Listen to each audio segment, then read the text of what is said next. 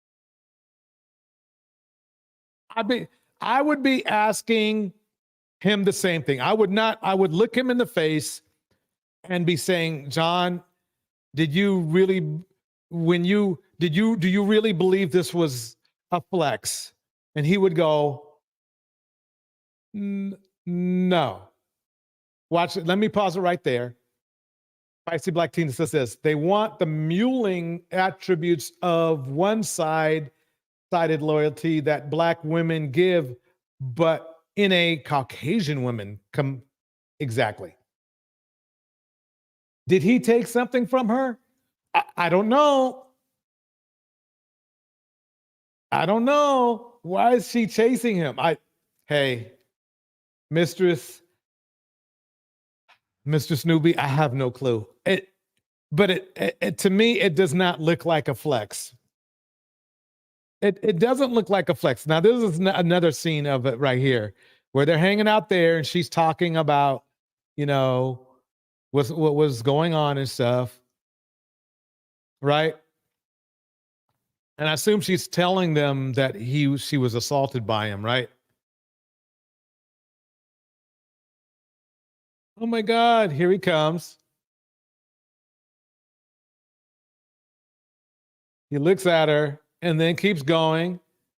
And then he looks like he's about to run.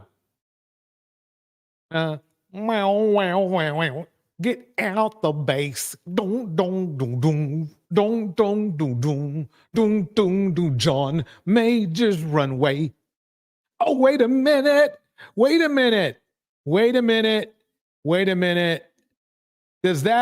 I need a question. Does that look submissive to you? And is she a Black woman that Black men hate? Because it looks like to me she's not Black. It looks like to me she's not Black.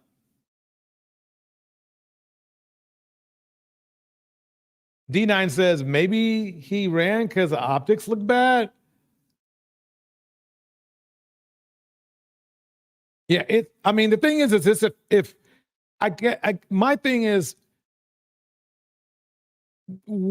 I thought them Black men were dating out to avoid shit like this, but it seems to happen all the time. Isn't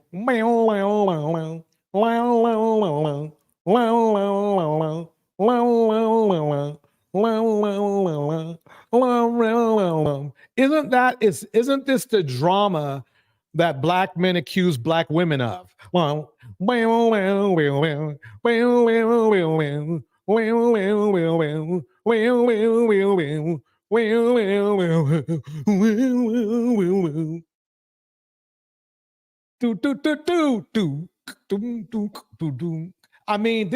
This is what I hear Obsidian talking shit about. Say, oh yeah, Black women this, oh yeah, Black women that. Black women need to take advice from other women. They need to take advice from other women. Wow, look at that. Again, I am not going to call John innocent or guilty. But what I will say is that John is getting something he didn't want. Welcome, Miss Deidre. Welcome, Gold Reflection. Welcome, D9. Welcome, Mistress Newbie. He is getting something he didn't want. This is buyer's remorse. Welcome to this episode. What in the heck? What is she doing on the floor? Welcome. I would like to welcome everybody, to this episode of Dustiies by the dozen.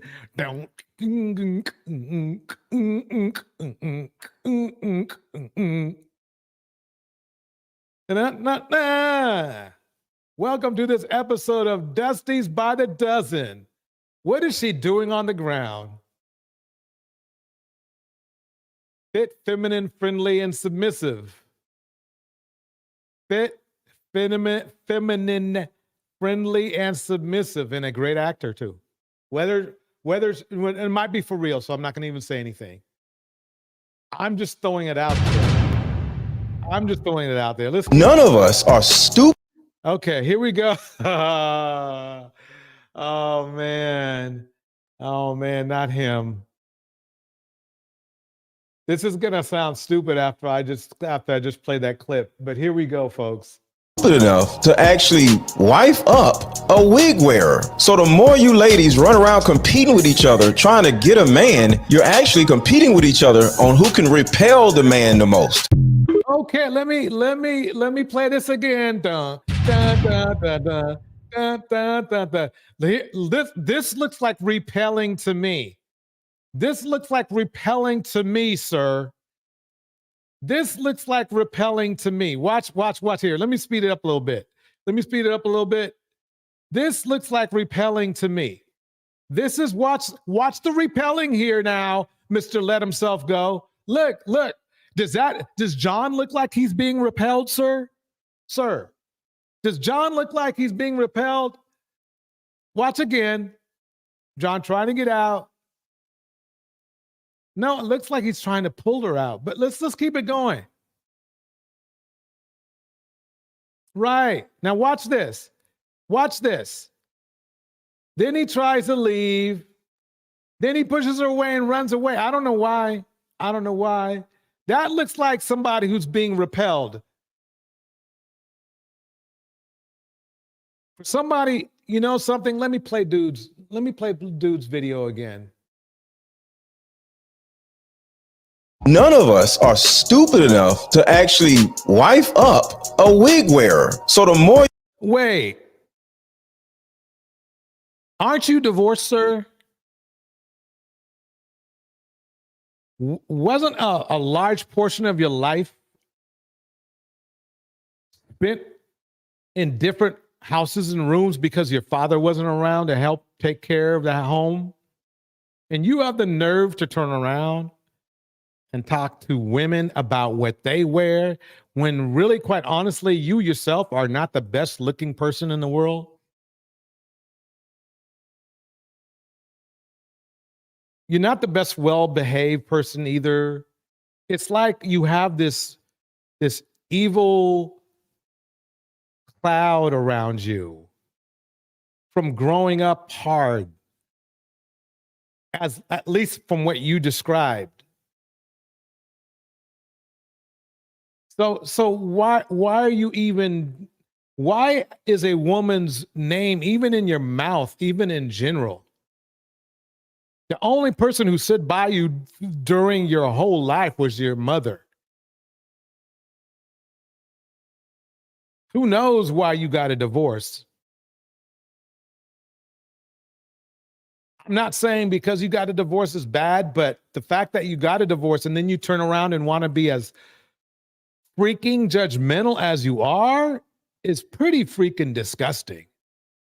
When you ladies run around competing with each other, trying to get a man, you're actually competing with each other on who can repel the man the most. That's crazy to me that he said that shit. Especially after seeing this kind of shit. After seeing this, now, I'm sorry, folks. I'm just having fun tonight. You know, I just find it funny that black men can talk smack about black women, but this shit going. This shit right here is not rare. This is not rare. This kind of dysfunction is not rare. I guess he chose wrong. Look at him. I guess he chose wrong. She almost got herself hit. That looks like being repelled.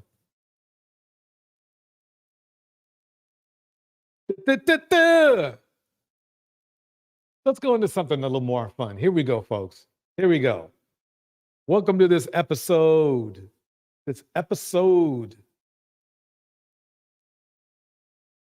of Dustiies by the dozen. Dust in the wind. All you see is dust in the wind. Damn, I sound good. Dust in the wind. Wait, don't get mad at my singing. Don't get mad at my singing. Here we go. All right, let's see. We have two more people that we haven't seen at all. Hey, Kobe. All right, 2 more. That's it. That's it. Kobe. Kobe, come on. You guys won't be paying the internet. Hey, Jones. Yeah, I guess they don't be paying internet. Oh, Jesse, you fine as hell. Man. Thanks. Florida, though, that's toxic. I'm really worried about you. I'll be like, man, she took her talents down to South Beach. That's crazy. That's where you from, though? That's where you said you from? I'm a little late, so I missed a lot of this. But that's I'm from Florida. I'm from Florida. Yeah, I'm from Florida. Okay, you mixed with like some Haitian, some little islander in you. You got a lot of nice skin tone. Thank you so much. I appreciate that. Why your hair not done? My hair, well, I'm going to get my hair cut tomorrow. I'll be a little lazy. Oh. I'm not a girl. I don't like to groom myself all the time. How old are you?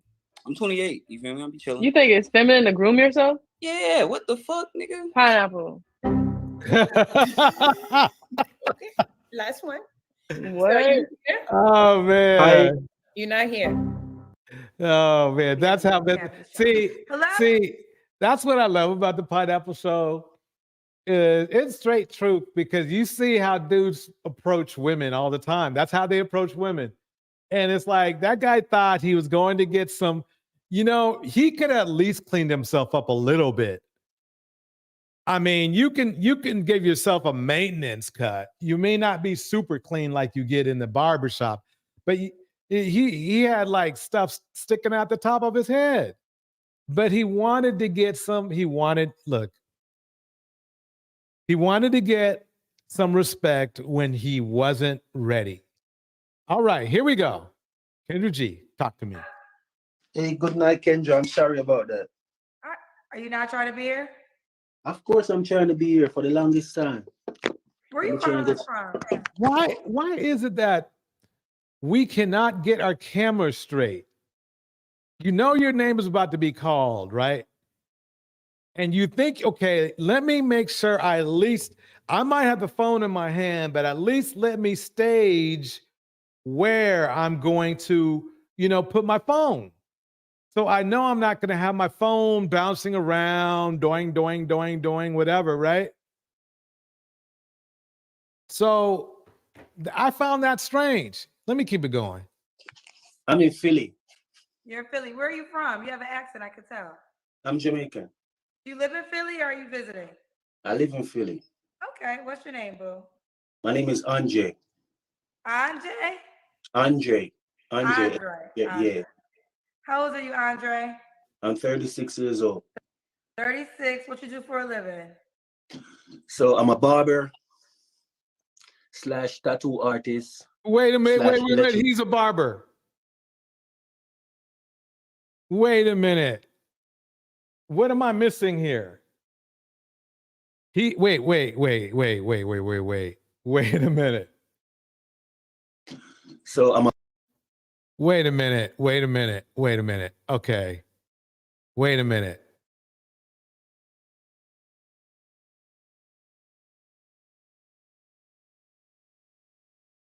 Wait a minute. Wait just a minute here. He's a barber.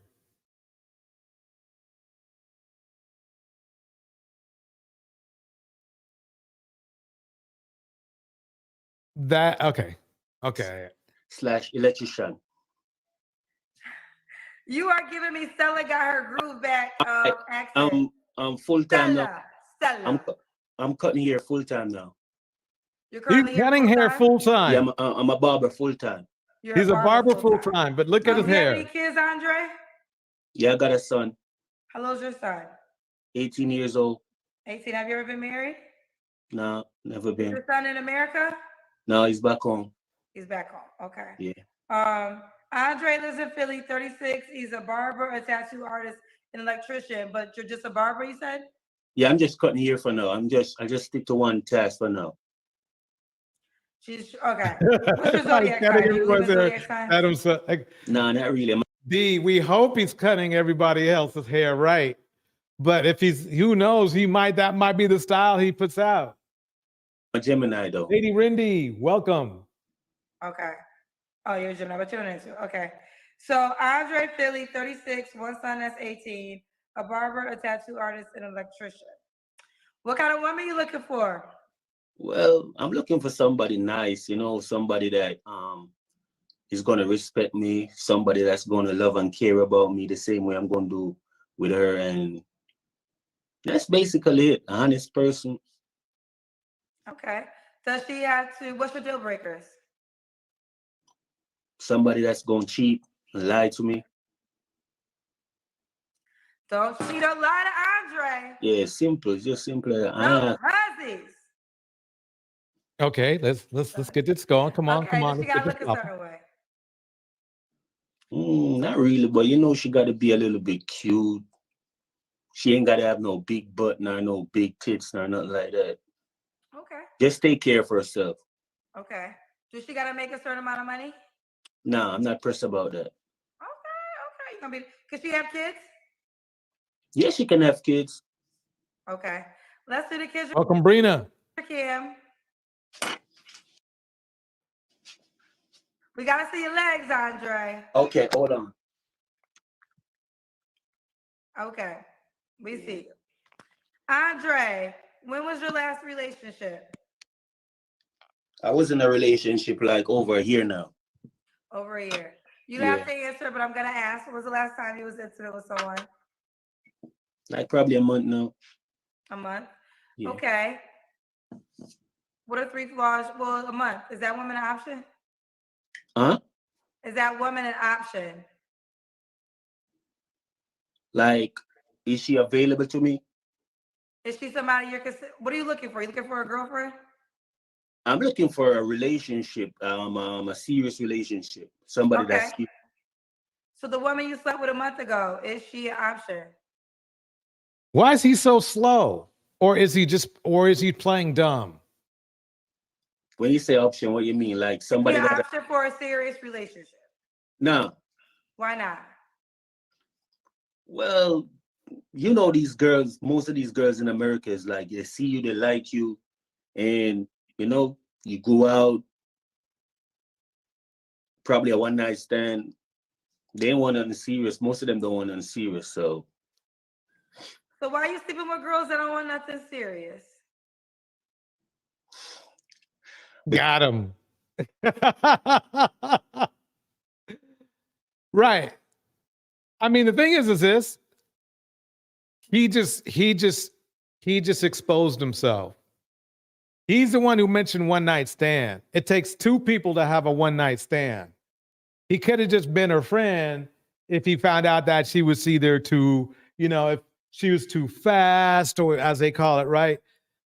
Who initiates a one night stand? It's almost always the man. Now, don't get me wrong. A woman might come on to you, but a man has to still accept. So you can see the BS that we were already having to dredge through. Let me rewind just a little bit. most of them don't want nothing serious. So he's saying that most women in America don't want a serious relationship. But he has no problem with the one night stand. Sleeping with girls that don't want nothing serious. Because I'm a guy and I have feelings, I eat salt. That's a Jamaican say, you eat salt so you have nature. Do you have Now he's making up excuses. Yep. He could have just said no and said, I'm looking for the right one. He could have said that and it would have been fine. But no, he had sex. Now he says he's had feelings. Feelings and urges are 2 different things. What he's saying, he had an urge.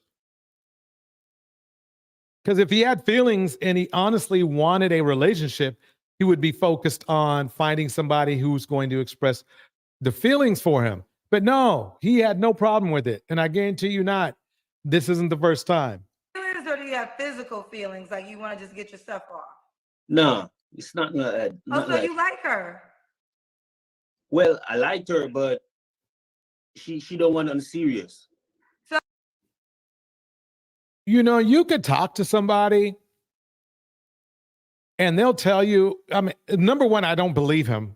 Number one, that's the number one thing. Number two, if you get to know somebody, they will let you know sooner or later that whether you're going, they are want to be serious or not. Then you can decide whether to move on and not waste time with somebody who's not going to be serious, or to waste your time. I mean, that's up to you. You can waste your time if you want. But don't try to blame other people when they tell you already what the deal is. So if she wanted something serious, she would be an option. It's on her, not you. Yeah, if she wanted something serious, but she's not serious, so I ain't got time to waste. Like, I'm getting old. Usually it's the opposite. Usually the ladies say the men don't want. I don't. Yeah, and see, I'm not taking. See, the thing is that I'm not believing him. I'm just not. He's just not coming out genuine. Anything serious, but you're saying that the girl don't want anything serious. Okay. Yeah, Right. and what about his kids and mothers back in Jamaica? Exactly. Gold reflection breaks it down. What are 3 flaws you have to work on, Andre? Who, me? Exactly, Lady Rindy. Lady Rindy says, so he wants a serious relationship, but he's having one-night stands. That makes no sense. She didn't want anything serious with him. Right. Exactly. And he didn't have to have the one-night, excuse me, the one-night stand. Welcome, Quita. He didn't have to have the one-night stand. He could have just kept it moving, right? Here we go. I ain't got much flaws. I would just say that I'm jealous of my woman. You're jealous of your woman? Yeah, kind of like jealous in a certain sense, though. Not. Well, oh, there you go. At least he's being honest and saying he's jealous. Oh, yeah. Everybody, remember to hit the like and subscribe. It ain't no jive. It's free. It's free. It's all the way live. All the way live. It's all the way live. Gong, gong, gong, gong, gong, gong. If you want that, that song was fire back in the day. It's still fire now, but it was fire back in the day for sure. Indiana mom in the house. Give me an example of which you would be jealous. You're gonna have to explain that for the ladies. Okay. Watching. I see they got this thing over here about male best friend. I don't like that. Oh. Yeah, I'm not used to that. Okay. So I don't like my girl telling me, oh, I'm going out friend, lunch with my friend. Indiana mom, you nailed it. He's jealous of women, period. He is. Why would you even bring up women in a jealousy way at all? I don't get it. And I'd be like, who your friend be? That's feminine. And be like Dave or Steve. If he's gay, that's cool. Because I know he's armless like a shirt without a sleeve. No, gay men are they get down with women too. See, if this guy is so insecure, no wonder nobody wants to be around him. That's crazy. New Diamond is in the house. You understand? So if he's gay, that's okay. But if he's a straight dude like me, So you can have a gay best friend, ladies, but he has to be a gay guy. Yeah. You can't have a straight male best friend. No. So basically, he wants to isolate you by telling you to leave all your male friends alone. It'll probably bleed over to women as well, leaving you that you can only deal with him, which is probably the reason why he's on this show. Exactly, Mr. Snoopy. He doesn't like competition. New Diamond says, I'm glad I can't get pregnant. Let's keep it going. Okay, that's not your feeling that. So that's one. So you consider that to be a flaw, though? Yeah, that's the only thing. I get a little jealous at times over my woman, because if you got feeling for somebody and stuff, you ain't want to see certain stuff. That's not a good sign. That's a red flag. That's a red flag and a half. Let's keep it going on and But okay. Other than that, I'm cool. Okay. And why would a woman be lucky to be with you? Because I'm a great guy. I'm gonna take care of her. I'm hardworking. I'm an honest person. Could she have kids? I don't know about that. Everybody says they're honest. Lady Randy breaks it down like this. He comes off as a type who wants unconditional loyalty from a woman, but will expect her to put up with his infidelities. That lady saw through him and is staying away. I agree. Yeah, she can have kids. Do you want I more love kids? Definitely. Definitely. Okay. Yeah, Yeah, he's repelling. Does she have to be in Philly? Gold reflection. Nah, she ain't gotta be in Philly. All right, let's do it. This is Andre Philly, 36. He's a baker, a tattoo electrician. He has an 18-year-old son in Jamaica. He's open to having more kids. He doesn't care about your money. You don't have to have a big booty, he said either, right? Nah. All right, how could the woman reach out to you, Andre? My Instagram. My Instagram is dbone, DBONE_music. I don't remember my Facebook. Spell it again. No, you can do Instagram. Well, you're on Facebook right now, so this would be tags. But you want to say your Instagram one more time? It's DBONE_music. Music. Do you rap or something or sing? No, when I was back home, I used to do some like dancehall music. You used to do dancehall music? Yeah, when I was back home, like growing up, I used to. But since I came to America, I just leave it alone. For now, probably I'm gonna get back in the field. But for now, I'm just working. Do you want to give us 20 seconds or no? 20 seconds? Yeah. What do you mean by that? Of what you used to do. Oh. Okay. I agree. I think he does too. There's something that, yeah. Me a gangster, me get girl regular, me get girl with my iPhone cellular. Be a girl a watch me through the ride me in a rich girl a say she would a mind the nigga. Me a gangster, me get girl regular, me get girl with my iPhone cellular. Be a girl a rush me through the ride me in a rich woman a say she would a mind the nigga. Me have girl where you hated dada. Girl we burn weed and blaze the grabber. If my passport is straight, I'm a day in a state, I would die in a date. So me go a town figure find a banana, find a new girl, come wine that Johnny. Shelly love me could a while like a wash. She all a scam people for mine, my mother. It's like I'm gonna get back to my music though, but for now. Make it girl. He got the girl. He the girl. Just grinding because I want to be independent. I want to do my own stuff. I don't want to go through a label or nothing like that. So okay. Yeah. Well, there you have it. Well, you keep us posted how it goes, Andre. Okay, thank you, Kendra. You know, the other time on Instagram, you connect with me, but you wasn't hearing me and I wasn't hearing you. I think it was like a couple weeks ago. Yeah. Yeah, I always watch your show. Like every night I watch your show. Let's see what they were saying in the chat.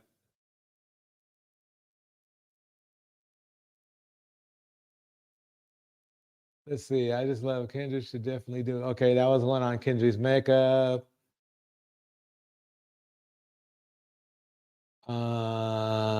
According to him, American women don't want anything serious. But you left a woman who has your child. Ninja, go home and marry your child's mother. Bars. Yep. Boom. I think that's basically it. He looks possessed, New Diamond. All right.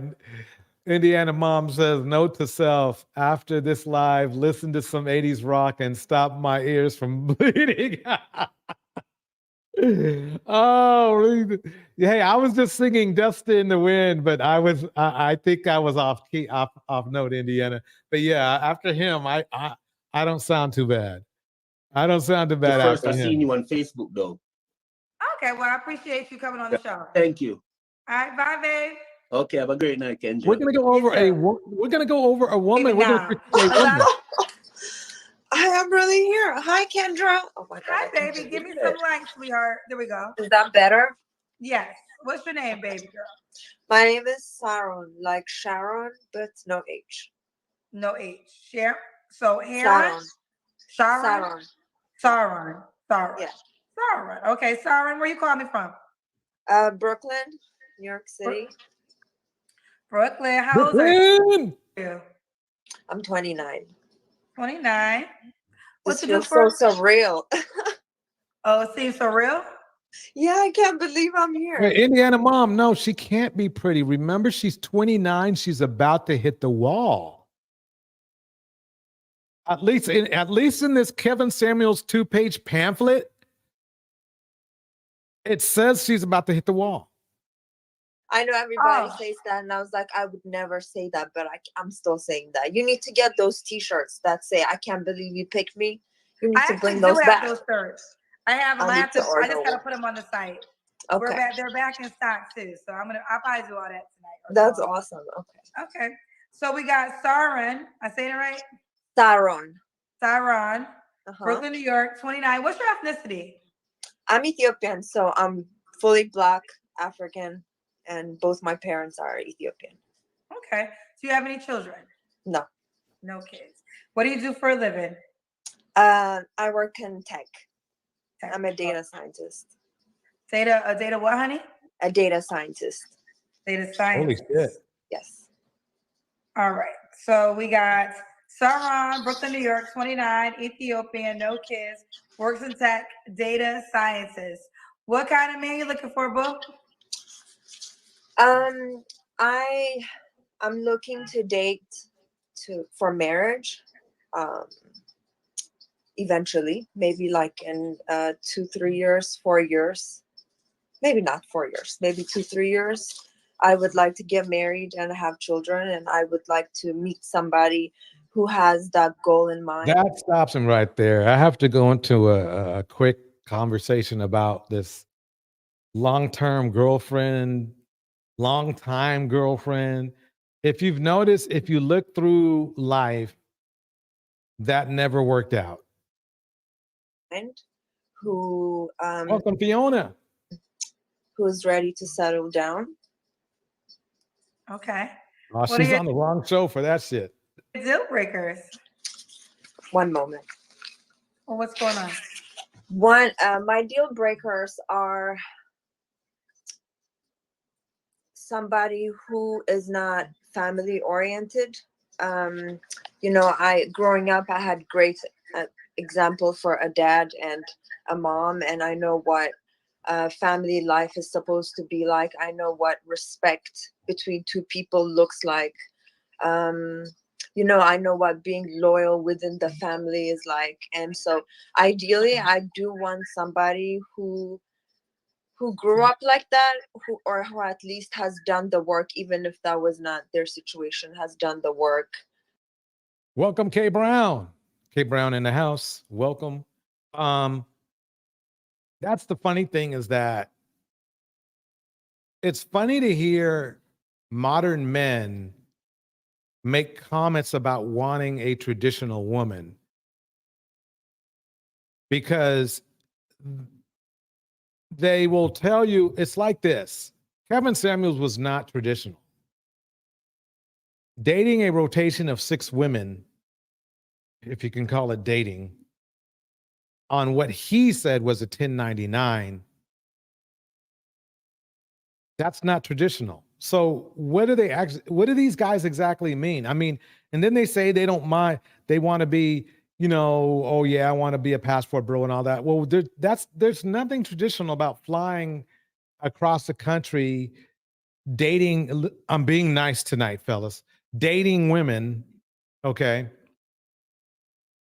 or pay, or what you guys call pay for play. That's not, I'm not saying, oh yeah, that's wrong or blah, blah, blah. I'm not even going to go into that conversation. What I'm saying is you can't call yourself traditional and do stuff like that. It's like robbing a bank and then saying, oh, I'm so religious. To look forward to something like that. Okay. All right. An overwhelming amount of cousins want me to ask you about your Instagram name. Uh-huh. So it says Darky. So it's a nickname. It's like kind of like a direct translation. Back home, my aunties and family, some of them call me chocolate. And like it's like a direct translation. It's like the Amharic word would be tayim, asamasai. Like when people have a dark complexion, people will say, "Oh my God, you're so beautiful, just like sparkly fish." You know how fish, when you see them in water, their scale is shiny. I know this probably makes no sense, but I No, it get doesn't. that question a lot, and I've considered changing that name many times, but that's actually what it means. Okay, I mean, here's the deal. When you come, this is where the world comes together, and I do like this part about my show is that we get introduced to different cultures and different backgrounds. You know, obviously, for some people, darky is offensive. I don't think that was your goal. I don't think that No, was your goal. no. But that's what happens when different cultures collide. So in your culture, you I would be didn't have any problem. I mean, I didn't have any problem with it. I guess they think she's light skinned, but she's really not. considered to be dark, like dark skin. I would be considered darker. So like there are Dark. people. Yeah, she's darker, but she's dark. I've a long time ago, back in the dinosaur days, I used to actually date an Ethiopian woman, and she was she was moderately dark. I mean, she was very dark. She was very dark, gorgeous, but very dark. In Ethiopia who have you ever seen the models from South Sudan? Right, right. They are chocolate. They're Yeah. like really dark and beautiful. So it ranges in Ethiopia, it ranges from, light skinned people, you'd consider very light skinned, to me who would be like in the middle, to Mhm. very dark, Yeah. people with much darker skin. Okay. Stay in the light, sweetheart. All right, there we go. All right, so for the cousins that were considering and wondering where the IG name came from, that is the explanation. Let's keep Yes, going. but I'm really, I think, gonna change it, because you're not the first person who said that, or the cousins, and I don't even want that confusion, if that makes sense. It's an account I created in high school. Brina breaks it down like this. Have you seen the restrictions Brazil have placed on passports, including having to show a bank account with at least $2,000 in it? Oh, that's definitely a passport bro era. See, when Jay Rello couldn't get out, they probably wanted him to leave, and he's broke. Yep, I could see that. School. So No, I understand. I mean, let me just say this as a dark-skinned woman. I mean, to me, it's the best thing. I'm grateful to God. Thank you, Lord. If I had to pick out my complexion, I would pick it out every single time. I enjoy Same. being a dark-skinned woman. I'm very confident in my skin. I was raised to be confident in my skin. So I also am understanding the one thing about my show is, like I said, we're being introduced to different cultures. I didn't think you were trying to be offensive with the name, but No. I love that you were willing to give us your version and explanation behind it. Yeah, like it was always a thing within my family, because if you see two of my other sisters, they're very, very, very light skinned. They look just like my mom, and I'm the only one who came out looking like my dad. And it was always a celebrated thing in my family.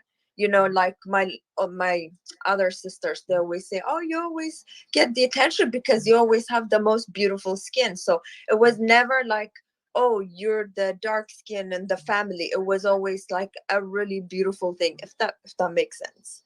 And Okay, so basically what it is she's the darkest one of her family, and her nickname was Darky, and that was it.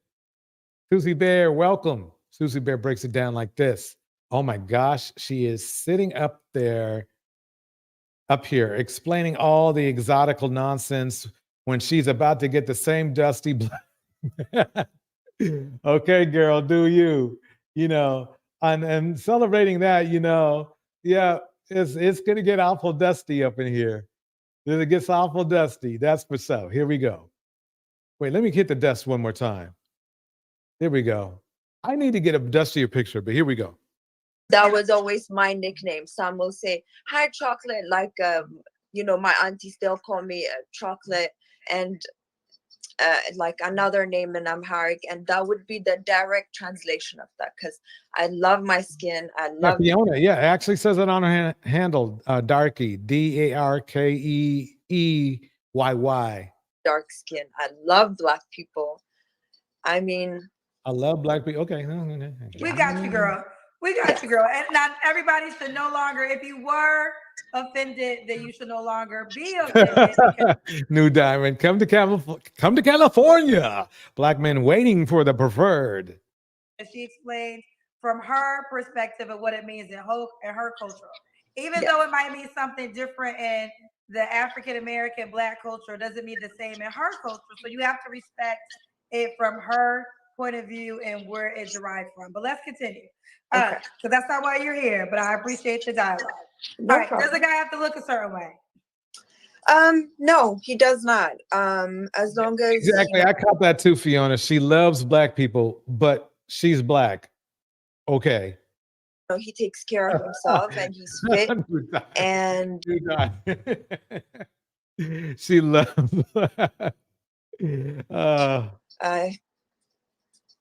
yeah, I mean, I don't have a height requirement, to be honest with you. I think if he's an exceptional man, I don't even mind if he's my height, to be honest with you. Or even if he was a couple inches, yet like shorter than me. I'm about 5'7". It just depends on the quality and substance of the man more than his height. Of course, I don't mind if he's taller than me, and that would be fine also. But I would really make that exception. If it's a kind, respectful person who is educated and who is always willing to learn and is patient and is respectful. Yeah. Okay. So the character and the substance matters to you first. Absolutely. Okay. Good to hear. Well, does he have to make a certain amount of money? So, you know, I've been watching your show for a long time, and I've been asking myself, you know, what do I answer when eventually, you know, she asks this question? I don't want to say 50K, 60K, 70K. I mean, I don't mind if you make $1 million. I don't mind. But this is the thing for me. There could be somebody who makes $1 million, and then there could be somebody who makes $100,000. But what I always say is that guy's money is not your money. Just because he's rich does not mean it's my money. And people have different habits.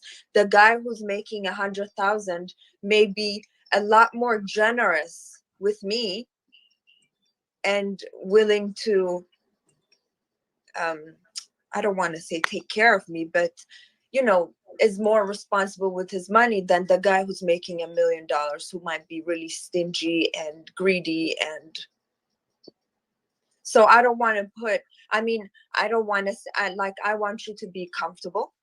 You know, I would like an educated person, and I'm a big believer in education. I think if you're educated, you will never fail. And even if you fail, you'll always get up and have an option to get back to do something useful to society.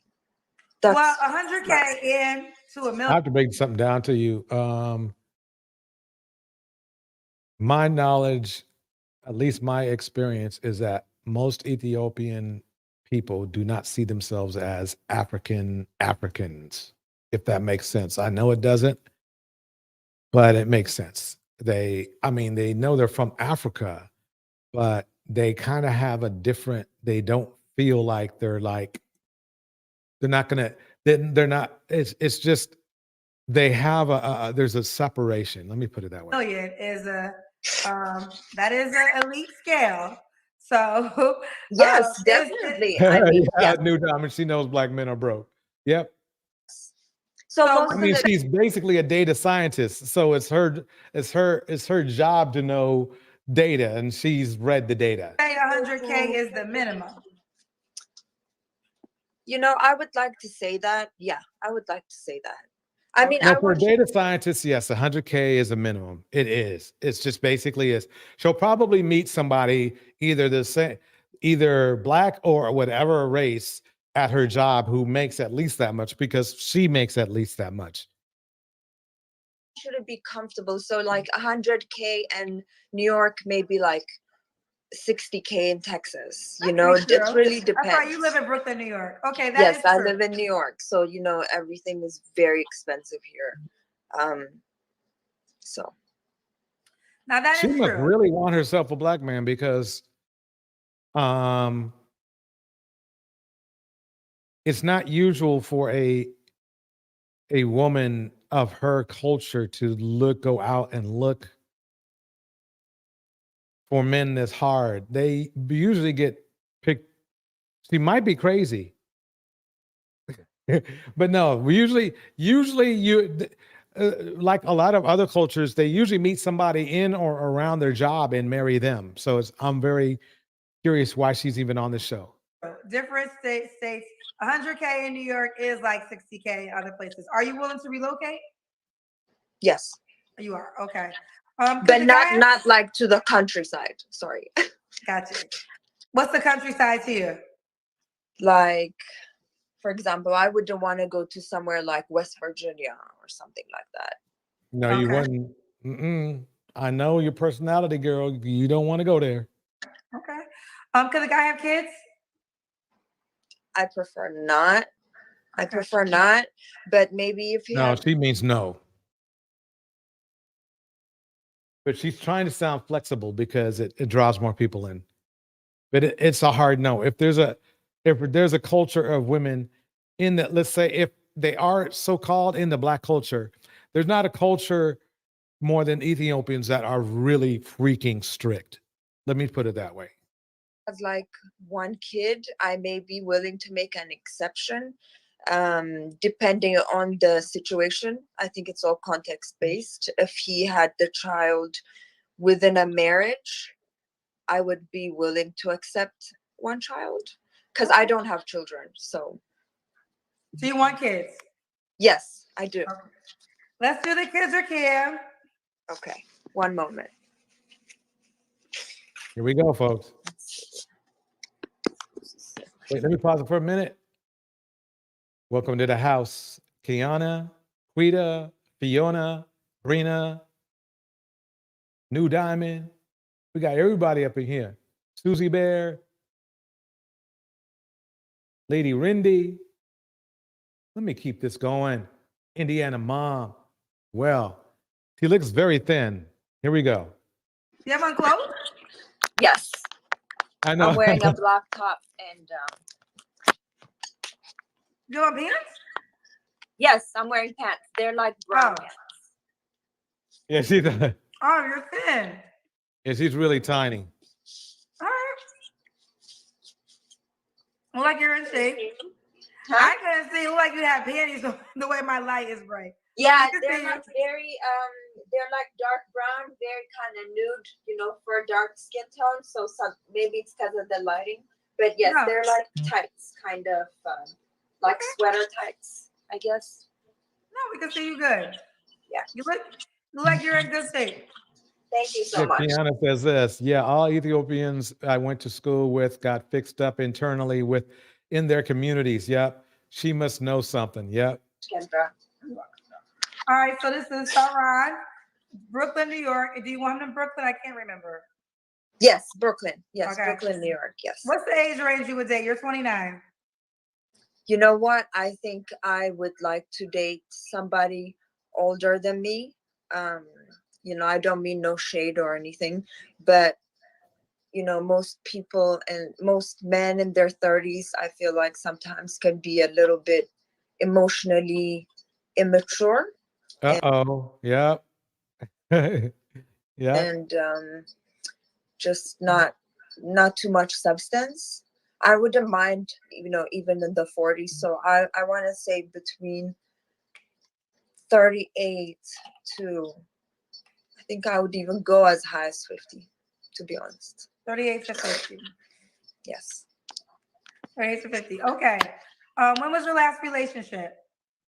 My last relationship was almost 4 years ago. Okay. It lasted like 7-8 years. It was my first relationship. Got into my first relationship when I was 19. That's also when I lost my virginity. Maybe TMI. But it lasted until I was about 23 6 or so, and then we broke up and went our separate ways. And I wanted to take the time and just work on myself, get to learn myself, you know, discover more things about myself. What do I like? What do I don't like? What am I willing to accept moving forward? You know, what are my boundaries? What do I like? What Yeah, do she does. She does look, Fiona. I agree. She kind of looks a little bit older than what her age is, but I think maybe it's the lighting or something. But yeah, she either that or she's staying up late, very late on her job. do I not like? What has that relationship taught me? And I'm glad that it has happened because it's made me mature, and I don't hold any grudges or anything like that. I don't like regrets. I like to take every experience as a learning experience and move on from it. Yeah, Kiana says now she might end up a hospice care wife with that age bracket, though LMAO sis need to be careful. Yeah, she does. She does. She's not going to like being a hospice wife. So yeah. And the Okay. fact that Black men pass away quicker than anybody, here we go. Okay. So, when was the last time you was intimate with someone? You don't have to answer. I think I would like to skip that question. Okay. What are 3 flaws you have to work on?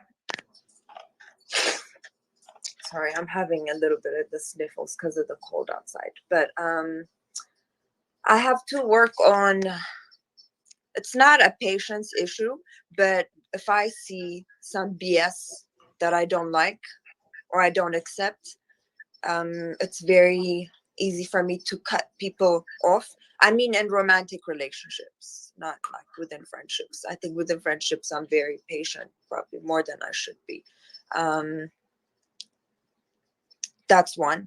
Maybe like, you know, working to stay work through things and stay, but sometimes, like, you know, if a guy cheats or if he's disrespectful or if he raises his voice at me or his hands at me, it's just, and I don't think that's a bad deal. Some people could say that's a bad thing. I can get bored easily. I'm an intellectual person. I like to read. I love history. Lady Rindy breaks it down just like this. In all seriousness, she needs to expand her dating options outside of Black men. That way, she'll have more choices based on common interests. And believe it or not, I couldn't agree with you 150% more. That is exactly what a woman should look for, period. Whether it's her or anybody else. The more options you have, it's not only the more suitors you have, but the more ways you have to gauge common decency and to gauge whether somebody is going to treat you right or not. If you just keep, dipping into a low well and accepting a certain level of, because that well is so low of a certain level of water, but in this case, human being, you're going to end up with some foul tasting water. Let me put it that way. Here we go. History. You know, I would like the guy to know at least what's going on in the world. You know what I'm saying? Don't be just like an airhead. And so sometimes when people are like that, I can get very bored and impatient, and that could be rude, I guess, sometimes. The third thing would be too independent sometimes, in a way like I have a hard time asking for help when I need it. But I came here when I was 17 to the US on a full scholarship. No parents here, no cousins, no aunties. So I had to be like that, if that makes sense. But I'm trying to get better at asking for help and not just be too self-reliant, if that makes sense. Okay. Okay. And why would a guy be lucky to be with you? Maybe that's not the right word, too self-reliant. What I meant to say is more like be more vulnerable and ask for help, if that makes sense. Okay. Okay. Why would a guy be lucky to be with So you? why are right? you making that face? Tell me. Explain to me. I don't want to say you talk a lot because I'm not sure if that is maybe you probably share more than you have to. That could be true. Which part do you think? You know, sometimes a person has told me before, you shouldn't tell people your vulnerabilities that will be used against you, kind of thing. And I think sometimes I do that. Is that what you mean?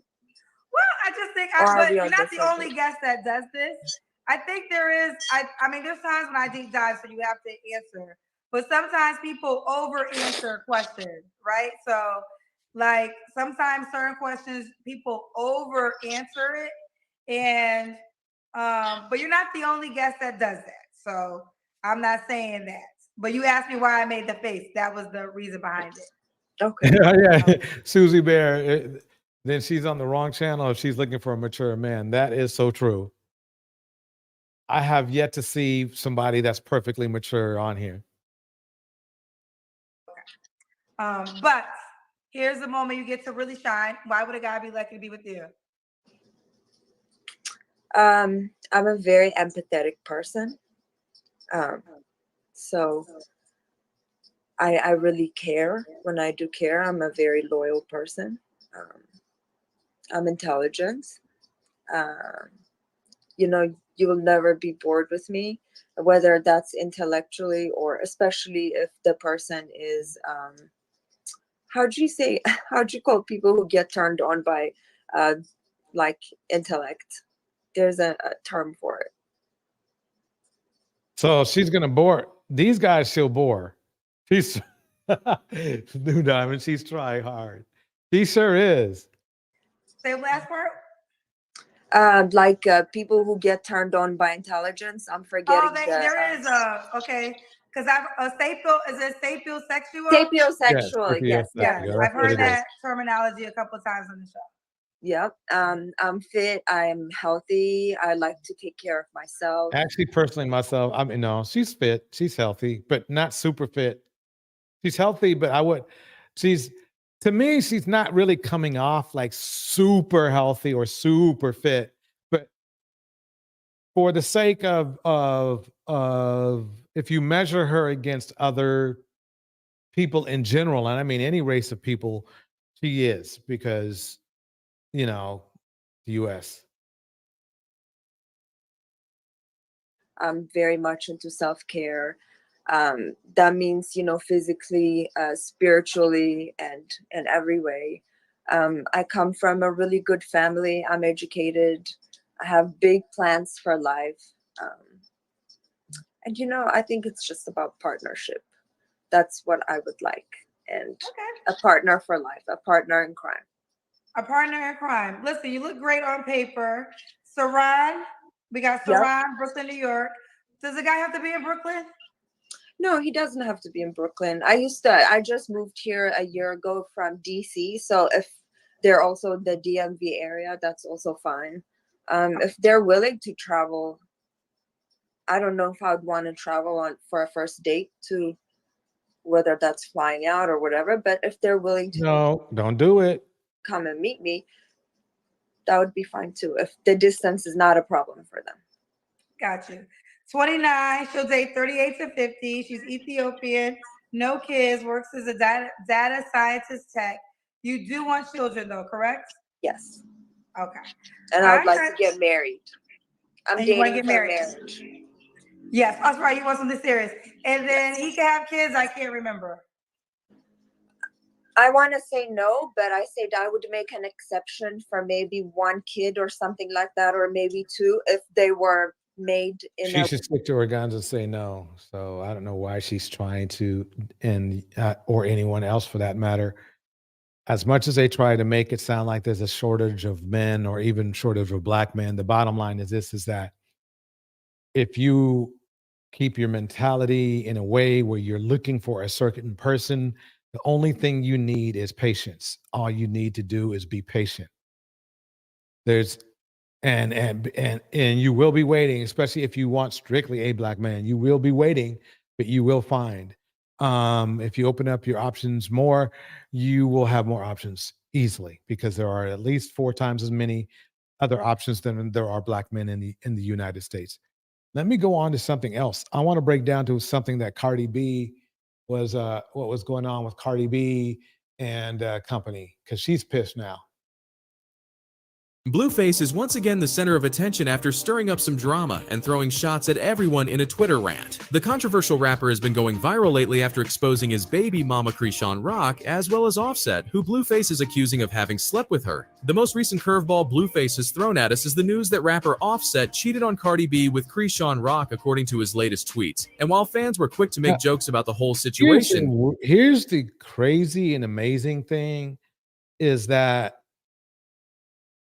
if you were to use a pattern of these, the behavior of these men as the pattern of how black men in our community behave, it's not a good look at all. And the problem is that a lot of our black men look up to these guys. They look up to Diddy. They look up to Jay-Z. They look up to Kevin Samuels. They look up to Blueface. They look up to Offset. Obviously, they look up to all these men that unfortunately have displayed some of the worst behavior as it comes to being a life partner with somebody. They have behaved in the very worst ways possible. So how can we as black men see ourselves or respecting men like these but want to be seen as a respectable human being? There's a point where we're going to have to separate from these men and the culture that they display, and it's not good. I mean, the funny thing is I know that this is not going to happen, and I'll tell you why. Because these men are still making a lot of money off of other men and women as well, but other men. And the music isn't really that groundbreaking. It's not like the music is amazing. It's the culture that these men want to either be in or are willing to accept. Cardi B has now come out confirming that she is now indeed single. Keep watching as we're going to be breaking down everything that led up to this moment. 2 days before Blueface went on his Twitter rant exposing everyone, he tweeted that he had sneaked his baby to go get a paternity test. And according to Blueface, the results came in and say that he is not the father. He tweeted, "Tell me why I snook and swabbed. This baby DNA test results came in. I am not the father, SMH. It's a bittersweet feeling because I was coming around to it, but definitely in my best interest." This is what I find. This is what puts a person into the bandits system, is when they start talking and they don't display any receipts,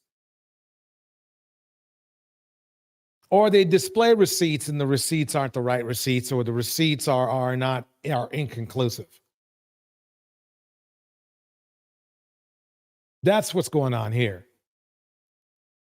Thank you, Jesus. Now, this confused everyone because Rock and Blueface had already allegedly taken a paternity test on their show Crazy in Love, which airs on the Zeus network. I got the DNA. You got the DNA?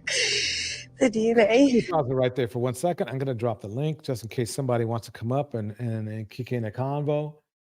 Here we go. Here we go. You want to say any last words? Any last words? And everyone was quick to start calling Blueface a liar and that he was crazy. Rock posted a video on Twitter a couple hours after Blueface tweeted he wasn't the father, showing herself speeding back to her house because Blueface... See, remember now, they already did a DNA test. So that's why he said, this is banditry right here. Because if you take a DNA test, right, and you're literally on freaking TV taking a DNA test. I mean, not literal in the super literal sense, but there was a DNA test taken. Now, unless the show lied, okay, they took a DNA test and it was his kid. So for him to come out and use hearsay is ignorant. But you know something? People are so dumb these days. Who knows? Who knows? Lady Wendy breaks it down like this. What's so irritating is both Blueface and Offset are known cheaters, but they are constantly accusing their mates of cheating on them. Completely dysfunctional. Bars. Exactly. Exactly. It's this. Yeah. Kiana says this. Thanks, bro, for being a very loud mic in this chaotic community. Thank you. Thank you. I mean, the thing is this. I mean, I'm just kicking out logic right here. It's like, if we do the math, I mean, they keep calling people in the community. It seems like it's Pookies and Ray Rays calling Pookies and Ray Rays Pookies and Ray Rays. And then if you mention somebody who's not a Pookie and Ray Ray, like let's say, come on now.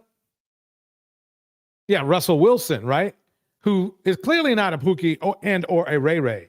But what do? They shame them, which implicates them. Those shaming Russell Wilson they're implicating themselves as being Pookies and Ray Rays, because it's clear that, you know, Russell is the opposite of a Pookie and a Ray Ray. Yeah. Let's keep it going. New Diamond says Krishan is just as problematic. And that's true. She is problematic, but to me, it's like this. In my opinion, Krishan is slow.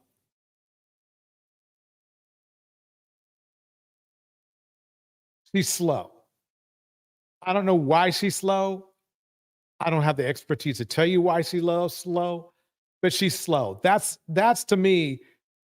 I don't say that she's not at fault, but that's to me what her problem is. She's going to be going through a very rough life if she doesn't meet the right guy soon. That's what I can say. Susie Bear breaks it down just like this. Like you said, she might be crazy.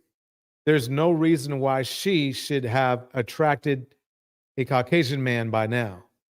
She has a higher chance of finding an intellectual amongst them. Something's amiss. This was probably about the Ethiopian woman, and that's true.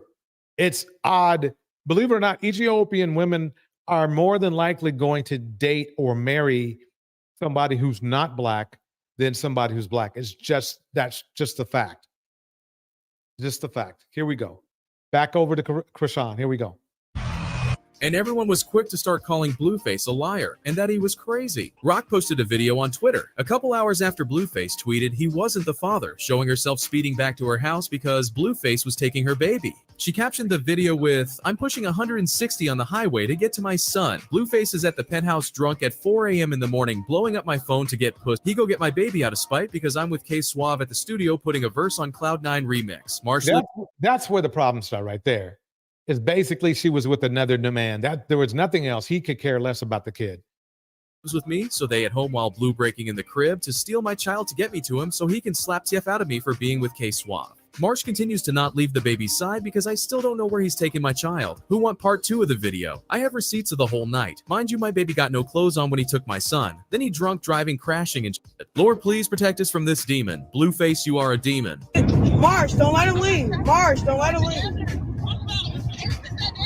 He is a demon. He is a demon. Most definitely. So let me break it down like, where is it? Oh. Sierra and Russell Wilson have welcomed baby number 3. The couple announced the birth of a healthy baby girl, captioning a photo on Instagram, "Amora Princess Wilson, 9 pounds, 1 ounce. We love you so much." Sierra first revealed she and the NFL player were expecting back in August, taking to Instagram at the time. The singer showed off her growing baby bump as she danced in front of a pool. Sierra captioned the video, "You look at me like that again, we make another kid. You my heart, I'm your rib." Their newest little one marks the 4th for Well, Sierra. look at that. Fit, feminine, friendly, submissive, gorgeous. beautiful, famous, rich. She's all those things, but they want to say she's for the streets.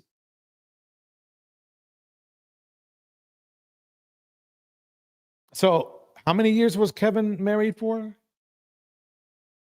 How many years has Russell been married for? Fellas, you chose the wrong role model. Sorry. You chose the wrong role model. You chose the wrong role model. Nubian Khaleesi, welcome. Khaleesi, I should say. Sarah, who shares 6-year-old daughter Sienna Princess and 3-year-old son Wynn Harrison with Gorgeous family.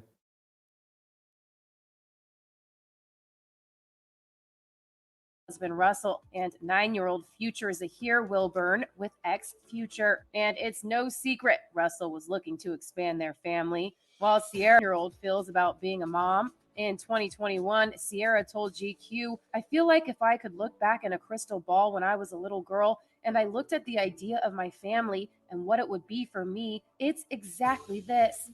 And Russell agreed. The 35-year-old added, "Every day I come home from work and it's late at night. It's after film and practice and all that. And me and Sierra are together and we just smile from ear to ear in the kitchen because we realize that our family is a beautiful blended family, but it's also our family. It's us." Congratulations, Sierra and Russell. That's why the manosphere gets mad at me, because I show positive black men that they will never be. They could be if they wanted to, but they don't want to be Russell. They don't want to be a positive influence. They'd rather be, and I know they would agree with me, they'd rather be Future.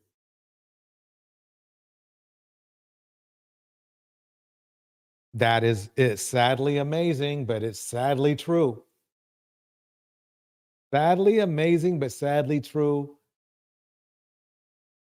Let me get this one going. Here we go. More dust. Hello? Hey, how you doing? Good. What's your name, boo? My name Daniel, Daniel. Where you calling us from, Daniel? Where do you live? Detroit, Detroit. How old are you? 27. 27. What you do for a living? I work for the state of Michigan. Basically, I do CPS. Okay, state of Michigan. That's You have, certi- you have any children? Yeah, I got one. How old is your child? 5 months. He just had a child, 5 months old, who's going to need his full attention, but he's back out here dating. You had a baby 5 months ago? Yeah. Why you not with the mama? It just didn't work out. You ain't you. I mean, the baby just got here 5 months. So you didn't try? Couldn't try for 6 months to work it out? See, I know. Oh no, not from that to this. I know, huh? What a stark difference. You know, it was just a lot of I guess trust issues on her end. So, and I was kind of getting tired of it. So, A lot of trust issues usually means that he cheated on her. Let's keep it going now. Trust issues. Did you give her a reason to not trust you? no, like we were friends first, so she kind of knew like a lot of when I'm single, like or whatever. So I think she had that in her head, so she didn't trust me like that. Like she trusts me, but she didn't trust me. D9 says this, priorities, I tell you. Yep. So y'all was never in a relationship? Yeah, we were. But I'm saying we started off as friends since like high school. So like we had history like that first. Daniel, you're not telling the whole story. No woman don't just not trust you. No, I'm serious, because it's like, or she don't trust, because I have friends that are women. Like I would say I have more friends that's women than men. So she didn't trust that. She think all my friends as women like me, or we did something or something like that. And it's not that. Did you do something with some of the women you're friends with? Yeah, I have before some, yeah. But I wasn't talking to them then. Like them. Why can't you just cut them off and be with the girl that got you? Why can't you just Be with the I woman did that you have a no. child with and When cut we were those women off. when we were together, I wasn't talking to those friends, the ones I actually did something with. So So when you start talking to the friends you did something with again. probably now. Now. Today? No, not today, but like Yesterday? after we broke up. When y'all break up? 3 months ago. When baby was 2 months. Yeah, something like that. So you wasn't talking to the friends that you once dated then. So why was she allegedly having trust issues? Because I still had other friends that I didn't do nothing with that were women, and she see me Yeah, texting them. Fiona broke it down. Have you noticed they are never in relationships? Bars. And be like, oh, who is that? Blah, blah, blah. What was you texting them saying? Just random stuff like, hey, how you doing? Or I tell them like, hey, I just had, a lot of people didn't know. I was like, I just had a kid or something like that. Or just like catching up type stuff. Like she saw me texting them, or just like she'd see me texting anybody and just be like, who is that? And all that. Most of the time it'd be like my little brother or something, or my mama. Like she was kind of like that. It was just getting on my nerves. So either way, that relationship is over. Yeah.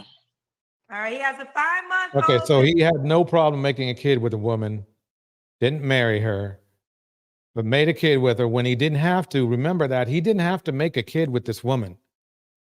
So he knows she has trust issues before he made her pregnant, right? Still makes her pregnant. That's why his story is not really working. Because why would you make a woman that you know you're not going to be with because of trust issues pregnant, right? Unless you're just absolutely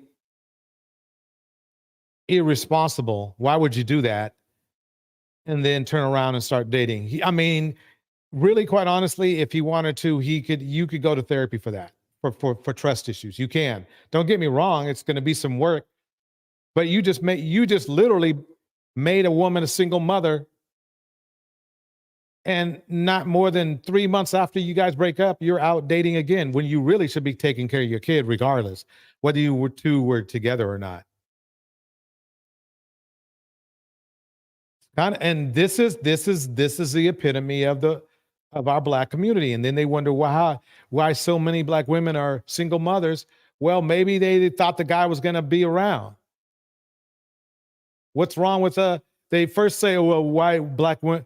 I mean, this is a funny thing, and this is all by pure logic.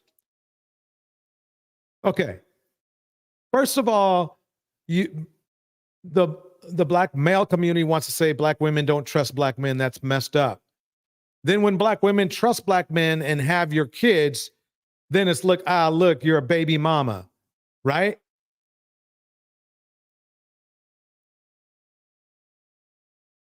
So it's really always one thing or the other. They never, there's no logic going on here. That's the weird thing. Yeah, exactly, New Dot. Yeah. And he's on here trying to sell this story. Trying to sell this story.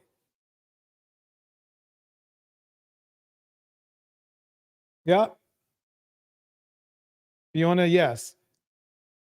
That way everything is on the woman and her free will.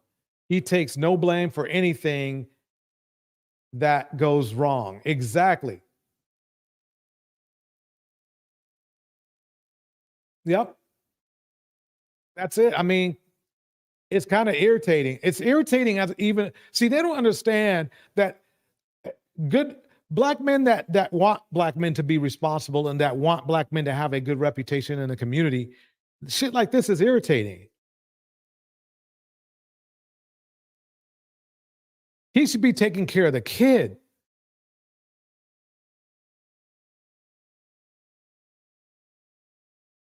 He should be taking care of the kid. Lady Rindy says this is a serious problem. Too many of these men will get women pregnant and leave her with the responsibility of raising the child, then restart dating. Exactly. I mean, he hasn't even waited. He literally left her right after the kid was born.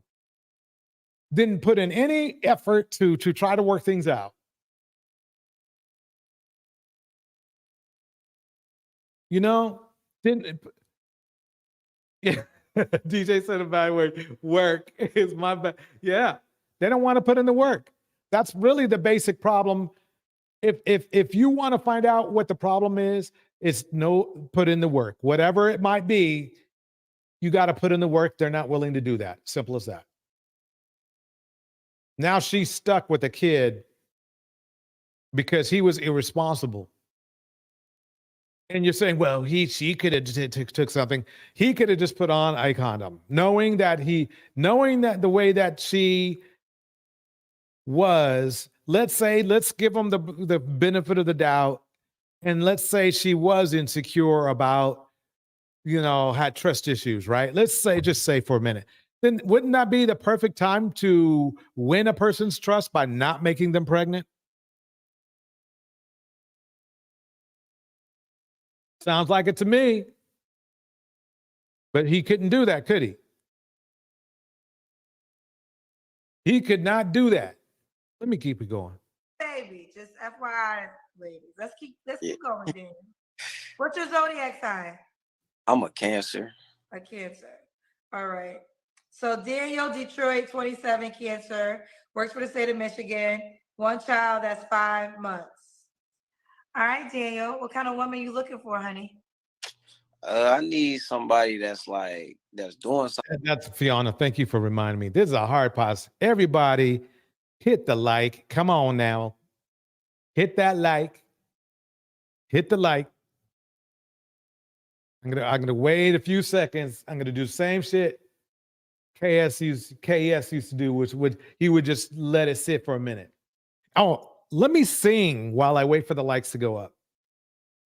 Dust in the wind. Na na na na, dust in the wind. I know how I sound, so you better hurry up and hit that like. You better hurry up and hit that like. Okay, here we go. Welcome to the stage, New Diamond. How are you doing tonight? Okay, you there, New Diamond? New Diamond, your mic's on mute. Let me unmute it. Wait, your mic's on mute. No, I was trying to show Mama Indiana. She told me to show her that dust bucket, so I was trying to show her the dust bucket. All right. Oh. I'm at Starbucks, and he comes set right beside me, and started plugging up his phone, to charge his phone up, and I kind of moved away, and then he was sitting there, they had to feed him, poor thing. He went up there and asked for some water and a salad, and now he's got his dust backpack. He's gone. I tried to catch him. I couldn't figure out how to flip the phone around, but yeah, he's probably going by the beach, Yeah. Because I'm in Long Beach, so he's probably. They have their little spots. They all go until they get ran off. I had one that saw me at 7-Eleven, and as they always do, it's like they have no embarrassment. You got to change. You got to change. Oh man, that's crazy. I just keep going. I don't know. But sometimes I actually do yell at them. I'm sorry. I'm like, you have no shame, do you, to sit here, and just, and these be some that have working legs, working hands. You can sit out here all day and beg for 75 cents or $1. And there's a bunch of places that got now hiring signs right there by the same door that you're standing. Or you think you can open the door for me, and that's supposed to be, I guess $1. That's crazy. And so I was trying to show Mama Indiana in the chat. She told me to show her to take a video, which I did, and I will post that video. I took a small video. I tried to be rude. I'm trying not to be rude, because I used to be rude like that, but It's just put it in their face, like especially the ones that ask me for money. I should start turning around and filming them. You know what I'm saying? And say, this does fucking ask me for 75 cents. Look at his ass. Oh God! What do you think about this dude we got on the screen? Well, this dude right here. This dude right here. Huh. Well, I hate to try to like call out and say that everybody is, a little fruity, but I mean, that's what he gives me too. Or bisexual, whatever, I'm trying to be nice, what I'm saying? But yes, he's just, how many men I've met, and I'm sure a lot of women can say this too. I've met a lot that after, like, you meet them and I say, you got any children? And then they say, yeah. I say, how old are they? And they say 1 or 2, 1, 2 years, sometimes even months old. Right. And I'm like, so, I mean, you just had a baby. You just basically, why aren't you with the baby's mom? Oh, right. It didn't work out. It just didn't work out. Oh, so it worked out enough for you to get them pregnant.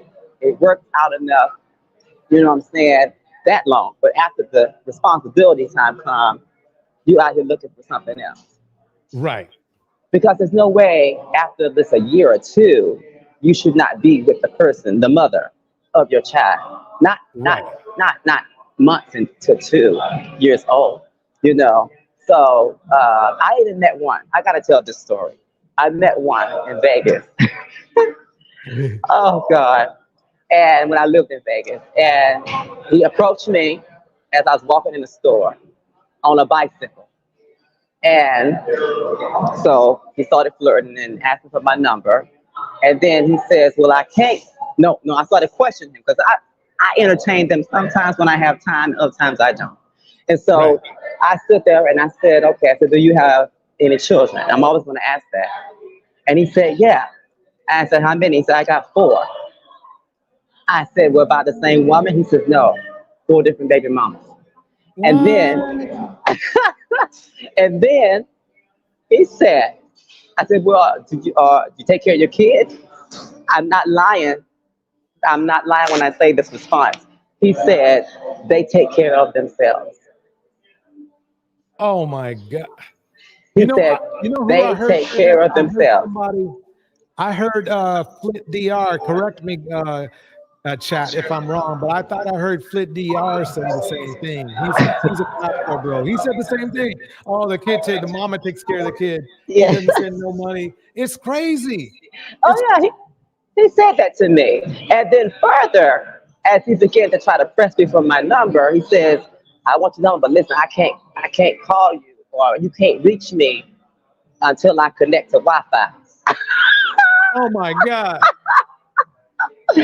Oh my God. He said, so just leave a message and I'll get it. And when I go to Starbucks, speaking of Starbucks, Starbucks, he says, when I get to somewhere where there's Wi-Fi, hotel, casino, whatever, I'll call you then. I'm trying to, get myself together. They're always trying to get themselves together every time you meet them, even though they got 4 children with, trying to get themselves together.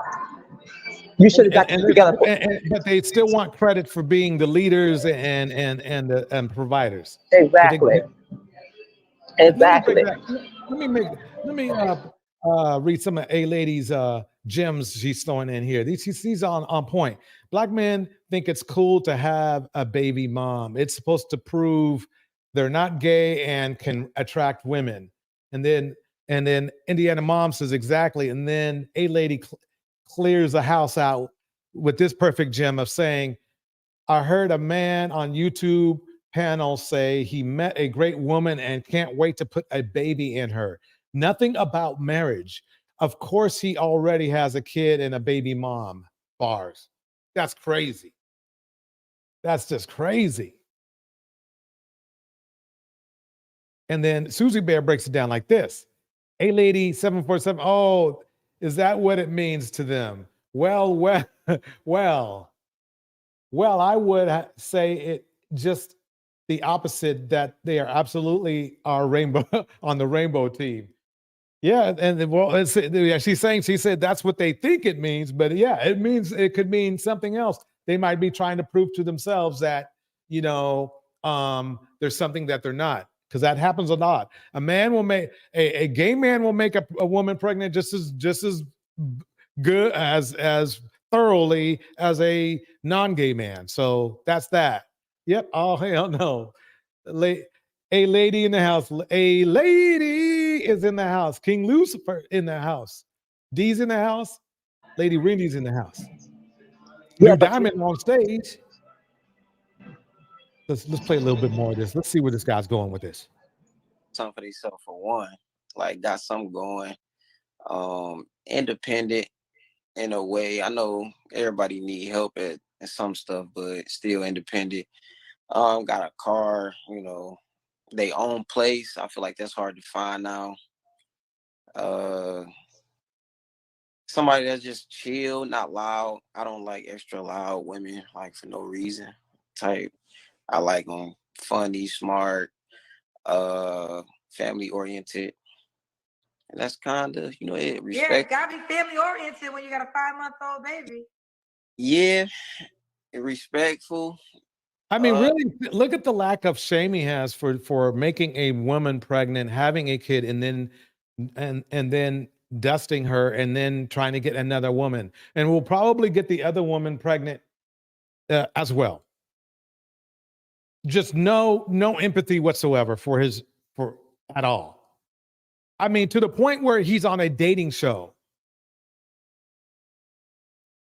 On a dating show. Lady Rindy says this, a lady fully agree. They hate Russell Wilson because he's an actual family man. They could never. Yeah, and that's the funny thing. That's why if I hear one of those red pill dudes bring up that traditional crap one more time, I swear I'm going to jump off into a lake. That's kind of about it. I say college too, college degree. College degree. Okay. Yeah. What's your deal breakers?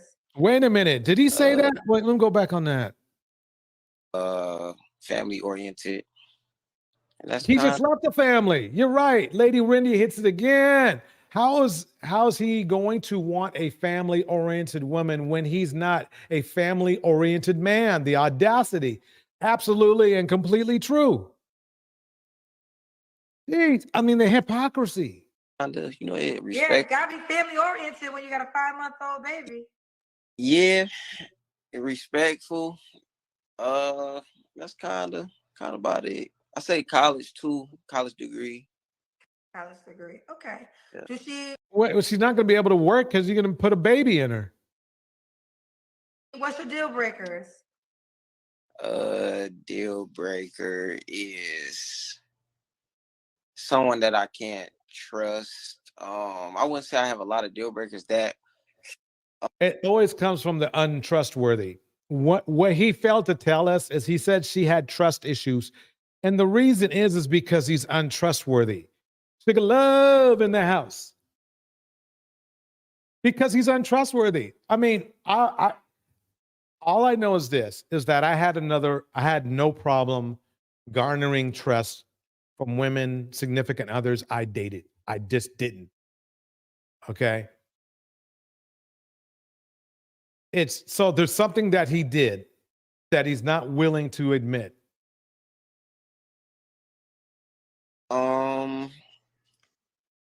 I know I got a kid, but too many kids is a deal breaker. Oh my God.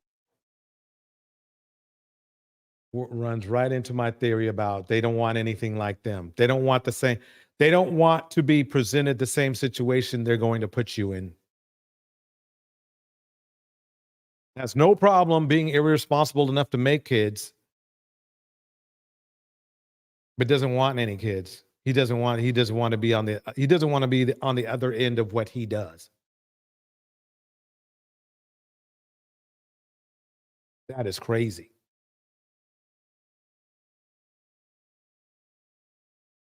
Susie Bear 33 says this: Dusty's always trying to get themselves together. I don't think that he has much because he's sitting by that window, that bare wall, Mm-hmm. and I don't think he want to show whatever room that is. Mm-hmm. Because it could be an apartment or it could be a room, that he's renting. Most people, if they're trying to impress somebody, they want to show the best, even in their background. Look at Right. Kendra, you know what I'm saying? Look at most people whenever, you're trying to impress somebody, I'm just looking how plain what he is showing. And then he's not speaking in the phone confidently. I mean, in the video, he's not speaking confidently. And he's not even, and why can't, I want to know something. Why can't black men, a lot of black men, of course, not you, but, why can't black men take photos properly and operate a camera properly until they're filming some X-rated stuff? Now they're going to they're going to get that. Right, the X-rated stuff be on point, right? They be on point. You know what I'm saying? I know, because I've had some try that mess with me. You ain't putting no camera on me. You got me. For the world to see. What you think this is? Yeah, they're bringing a director and everything. Yeah. I'm not gonna pull the camera out. No, you're not. Like what? And then Indiana mom breaks it down like this. Never mind. I know what he brings to the table. A failing rap career, swag, and BBC. Pretty much. He looks like one of the guys that would hang out by a tree. Yep. Yeah, it's a few of them here. I hate when I have to, oh God, catch that train that I catch to downtown LA, and they be just right there by the entrance of the station, and as women walk by, hollering. I'd be so, like, what they call it, secondhand embarrassed. You know what I'm saying? I like that secondhand embarrassed. Yeah, I be second. I'm like, and then I'm like, and then when they try, I don't look. I try. And some of them be trying to holler. I keep on. I mean, literally, they be a whole lot of them hanging at the stations, and I'm like, and these are ones that's no broke legs, no broke arms. They look like they can walk. They surely can stand up and hang out by the bus station or by the tree, by the grocery store. We have one called Superior Groceries where I live in Long Beach, and they be out there every day with their tent up, hanging out there. I'm like, it's just, again, it's embarrassing. It's a secondhand embarrassment. Because I don't want nobody to look at them and then look at me. Honey, no. No.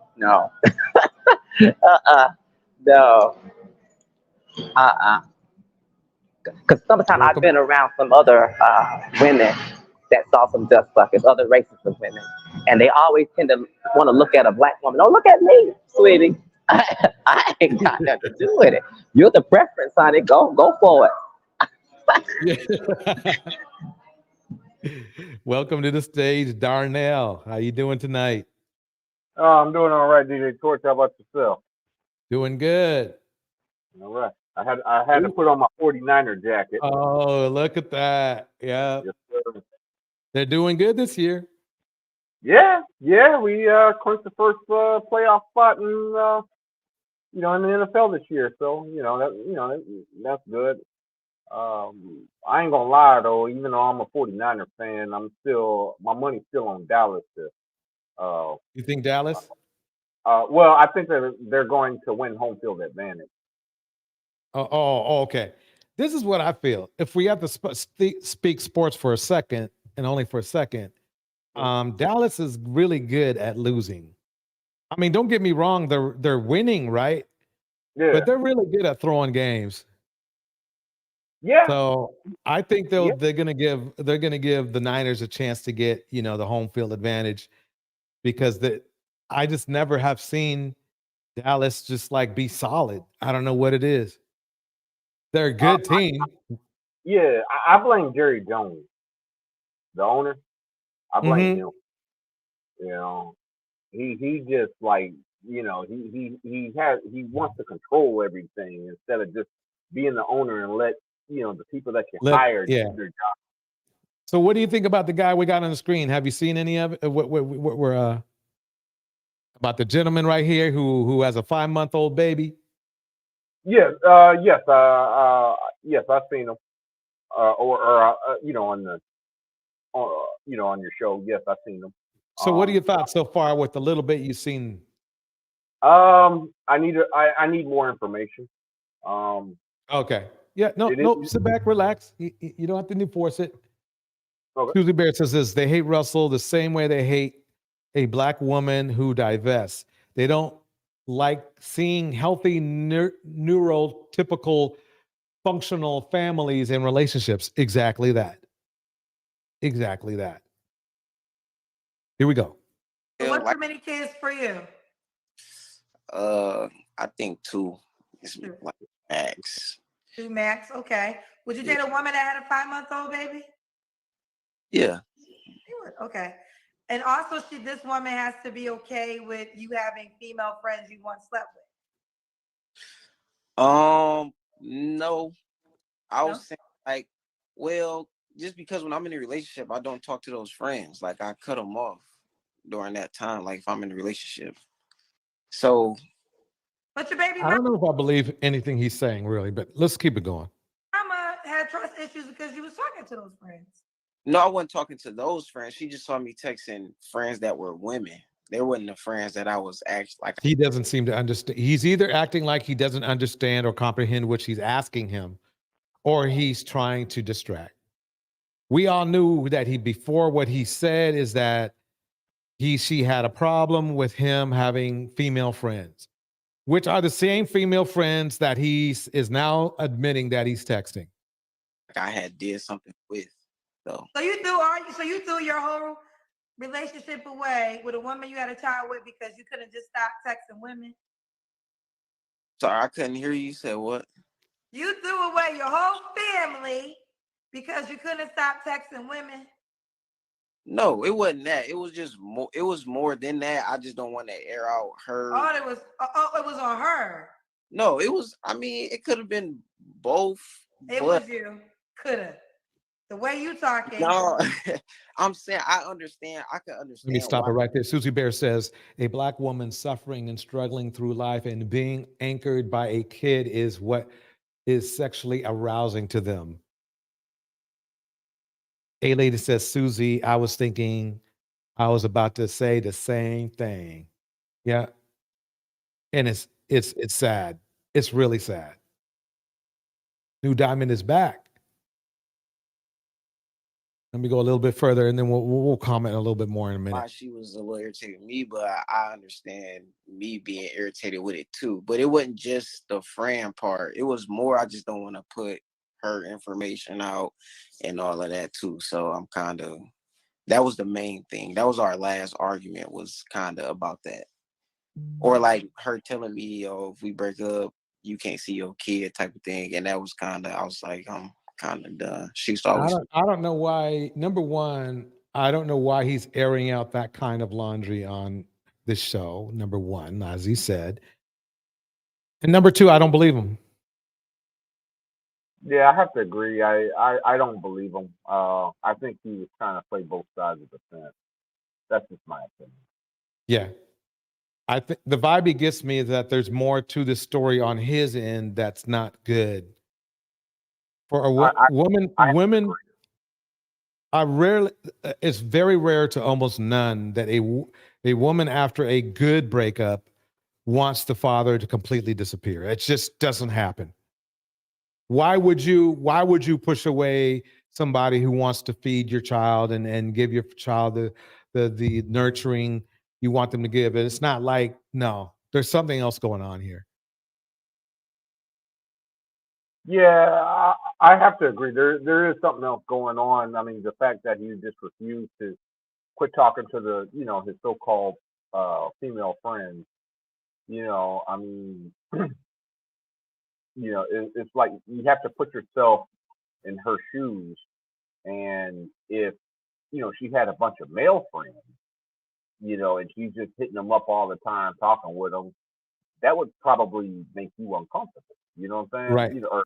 Or this gentleman uncomfortable. Right. So I mean, I have to agree with you, DK Torch, on this one. That this guy, I think he's trying to keep options open. I think he's trying to be a player. That's my opinion. Exactly. A-Lady nailed it. He makes no sense. He doesn't. And that's what it's really interesting, is that when you hear people who lie a lot, or people who are trying to be very manipulative, if you listen close enough, you can hear them contradicting themselves. It might be subtle, but they do. Because what they said at first was never the truth anyway. He wants to make her look bad. It isn't working. Exactly. And then Indiana Mom said this. He's airing out stuff that makes her look bad. Exactly. Yep. Throw that in my face. So. Okay. Okay. All right. We'll keep it going. So your deal breaker was too many kids. Any more deal breakers? No, not for real. Somebody that just ain't got nothing going for themselves. I think that's my main thing. Okay. Does she gotta look a certain way? I prefer dark skin. But any skin tone is fine. Tall, skinny don't matter. I like slim to thick. Hair really don't matter. If you can pull off a bald head, hey, that's cool. But like, yeah, looks don't really matter. I'm more of a personality type. I think that outweighs looks more for me. Let me pause this. Lady Rindy breaks it down like this. I have men relatives who are perfectly fine collecting baby mothers, but have no intention of marrying anyone. It's ridiculous. Okay. Bars. What about money? Does she gotta make a certain amount of money? I would say at least 40, because I don't make that much myself. I make 60, I think. So 40 is cool, I would say. Fair enough. So let's do the Kendra Cam, Daniel. Let me pause it. King Lucifer says this. It's funny that Black women only know who Russell Wilson is because he's married to Ciara before that. He was being called a sellout for being married to a Caucasian woman. No, actually he wasn't. Nobody was calling him a sellout. I wasn't. I looked back then around the time of his then wife who cheated with what was it? The wide receiver, Golden Tate. And there was no smoke for the woman or Golden Tate at all. No smoke. I'll look back more. Maybe I missed something, or maybe King Lucifer, you can break it down to me. Where if I missed anything, but I didn't see him being called a sellout at all. I do agree. I do agree that nobody paid him much mind. I will say that much. But then at the same time, King, let me put this up for 1 second.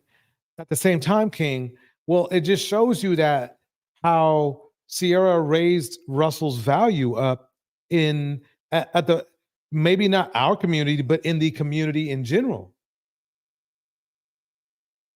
Yeah, I mean, that's how I see it. If anything, she raised his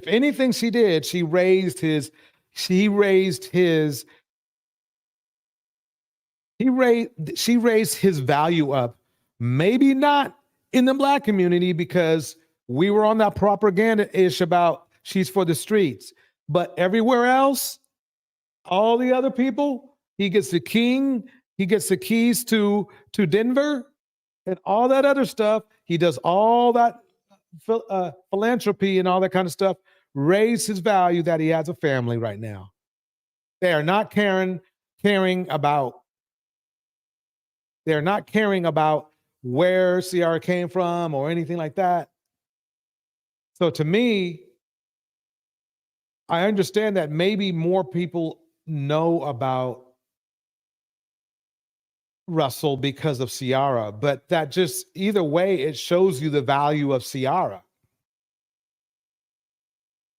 See, A later already knew about Russell. I knew about Russell. Oh, and let me tell you, Darnell painfully knows about Russell. Yeah.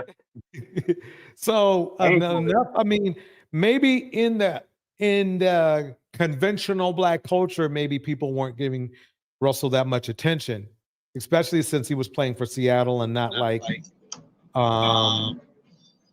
Texas or something. I mean, for some culturally, I don't know, more Black team. But people knew. New Diamond, what are your thoughts? Well, I was going to say is why is it that a lot of Black men get upset when they see a non-Black man taking care or, providing or dating or being good to a Black woman? Right. Because most Black men will pass a Black woman by, especially today. I know because I talked to certain Black men that says that it's okay for Black men to date out because Black men are supposed to fertilize the earth. But we're supposed to be faithful to them no matter what. Yeah, exactly. It's called Yeah, it is. I've seen that. I've seen that in the group I was in Facebook where Black women that refused to eat out, they were referred to as part-time language, but it was Black bedridden. Let me. Yeah. So I remember seeing that, and I just, that made me leave those groups. Yeah, I've been called that too. Just because I go on dates with other men, which I don't care, because I am not going to be sitting here waiting on a king that's not coming for me. Why would I sit? A lot of Black women will miss out. A lot of Black women will never know what it's like to be treated, at least even nice on a date. Let's just forget about the relationship part. That's just a nice date. Have a man take you out, wine you down, your dinner you down. I've had men, other races of men do that. However, I have been on dates with Black men. I remember when this dust bucket tried to, argue that he was a good Black man, as they all do.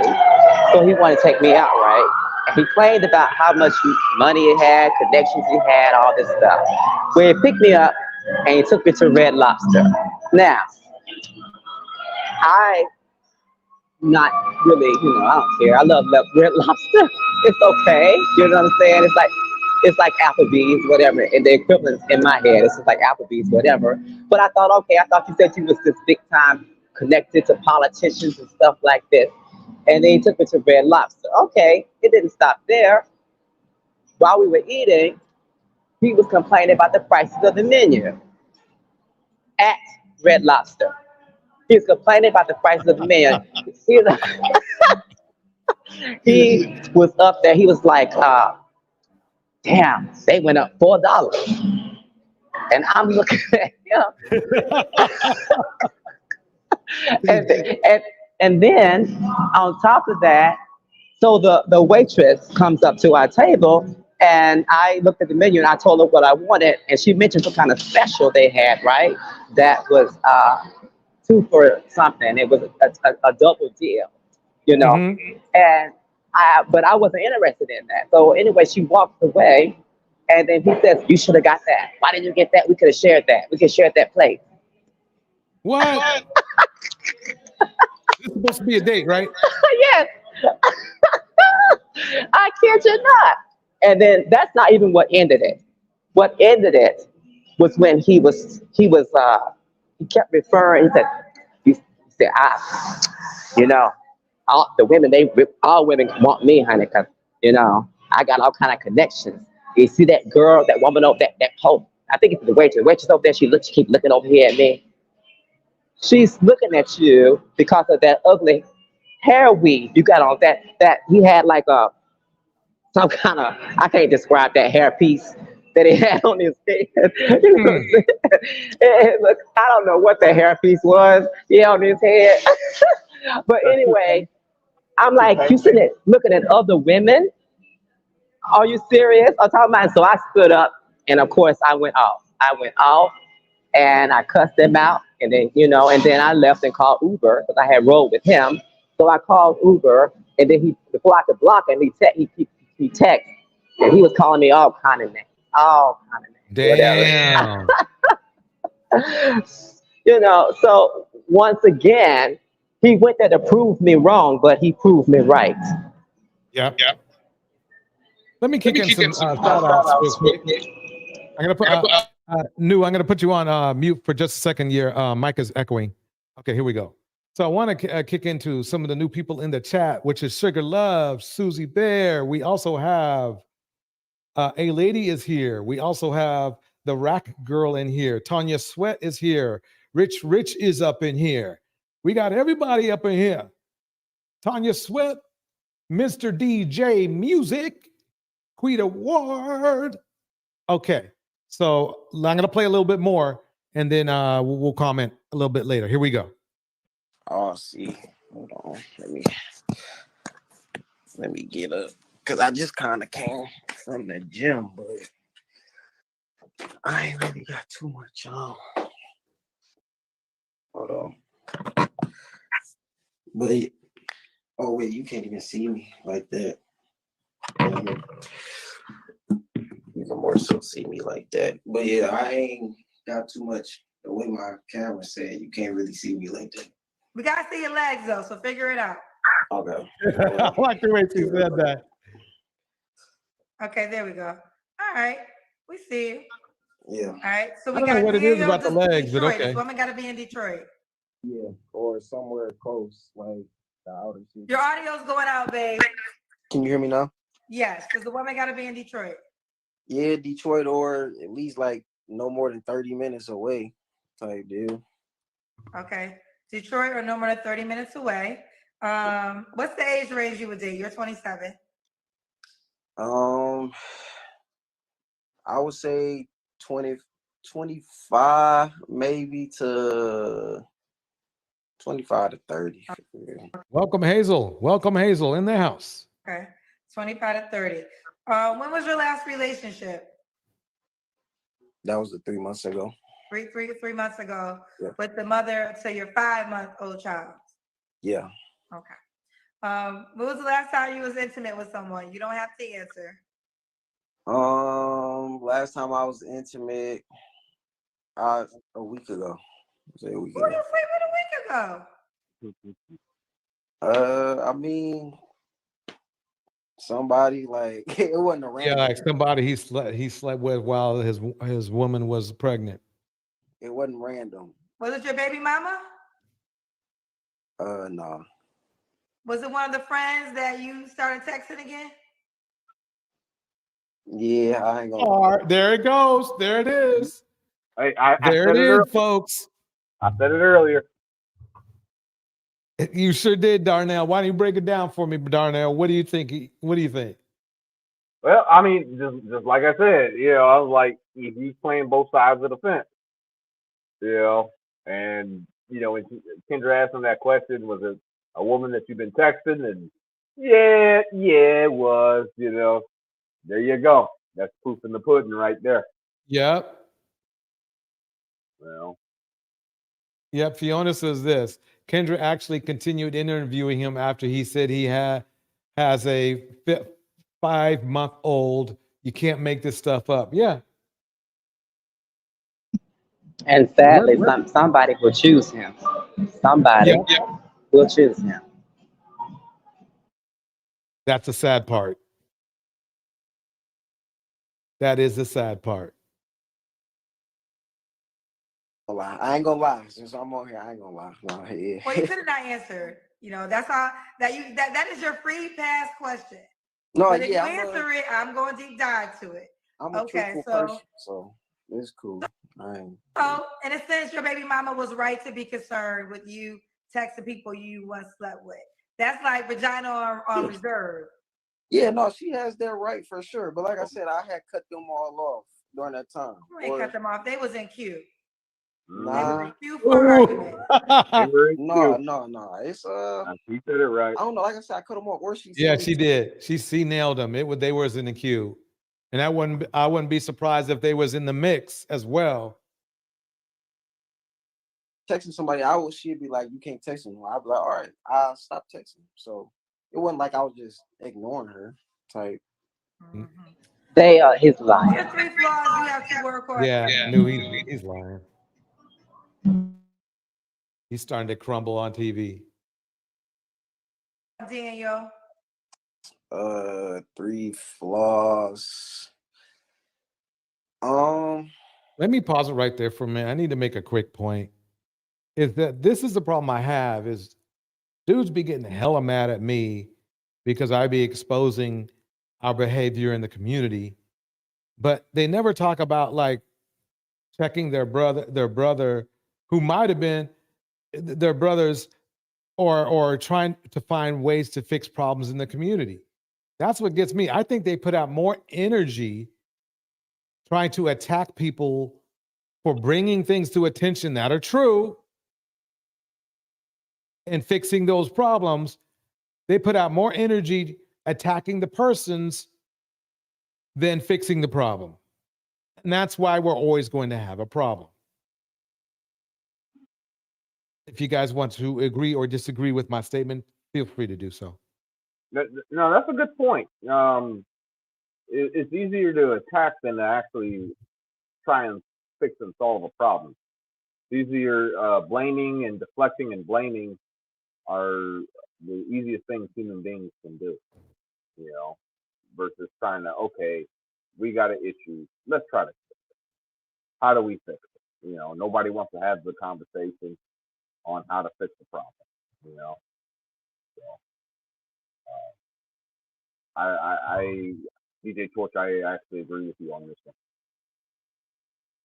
Yeah, I mean, it just seems to be, it's like finding out that your car, your car needs repair, but you get mad and you just get mad at your car. You don't fix it. You just let it blow up. How about you, New Diamond? What do you think?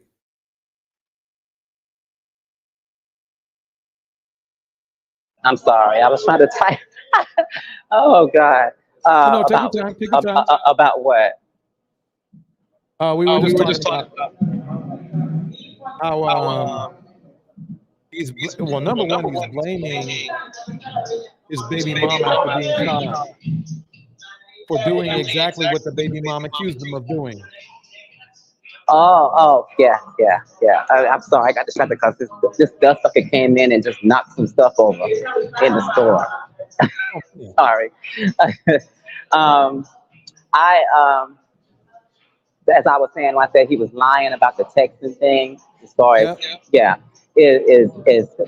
I know because I've been around black men on dates or chilling, whatever, and they say they want to chill, and they can't chill without being on their phones, texting somebody.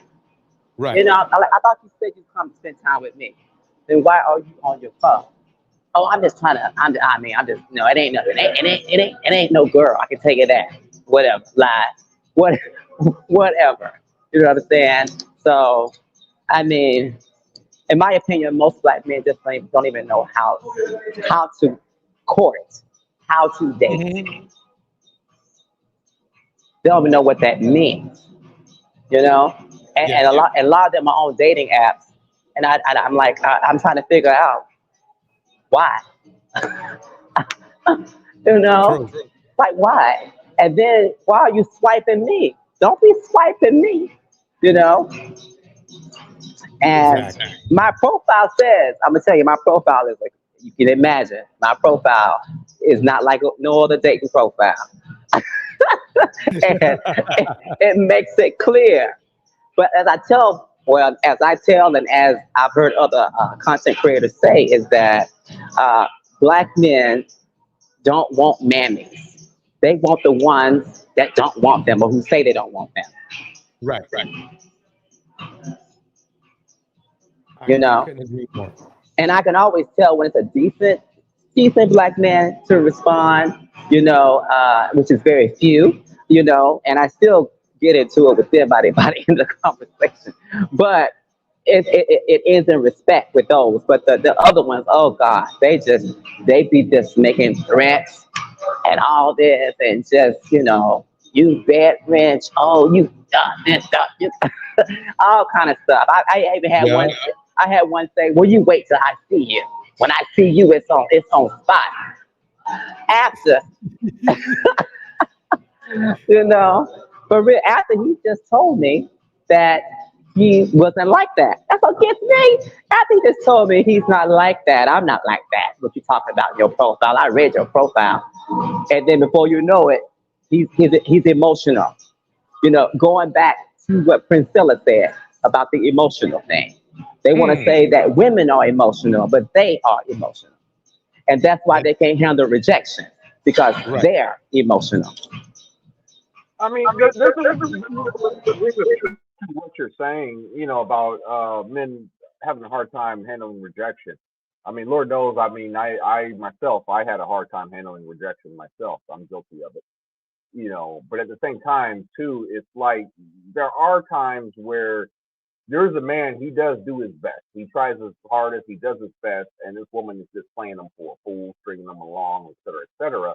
And a lot of times it turns him angry and bitter. You know, that's what happened to myself. You know, I mean, if you don't mind me asking, man, were you stringing a man along? No, I've never strung anybody along. I don't have time for strings. So, you know, I make it known, especially I have to say now, which now I'm but anyway, I make it known, and I've always been good. I know that for a fact. And you say, well, how do you know that? Why would you say that? Because every man that I was serious with, when I said go your own way, you know, it always ends with a, you know, name calling this, and I'm really going on, because people would tell you, I have friends that would say that I cut ninjas off like it ain't nothing, and they always try to reach back out to me. It's gonna be like 6 months later, a year later, 2 years later. I got some ninjas that I ain't spoke to in 2 years, sending them text messages all of a sudden to my phone and talking about, I've been thinking about you, and I'm like, who are you? Who are you? Well, we met in Las Vegas, or we met in DC at this and this. You think I'm sitting around thinking about waiting on you? So no, I never strung anybody along that they want to be strung along with me. I don't do that, and I'm not trying to. I let them know. Like now, I let it be known. I'm not interested in a relationship. You know, I am not. Clearly, but we can have a good time. And when I say good time, I mean according to what I call a good time. Okay.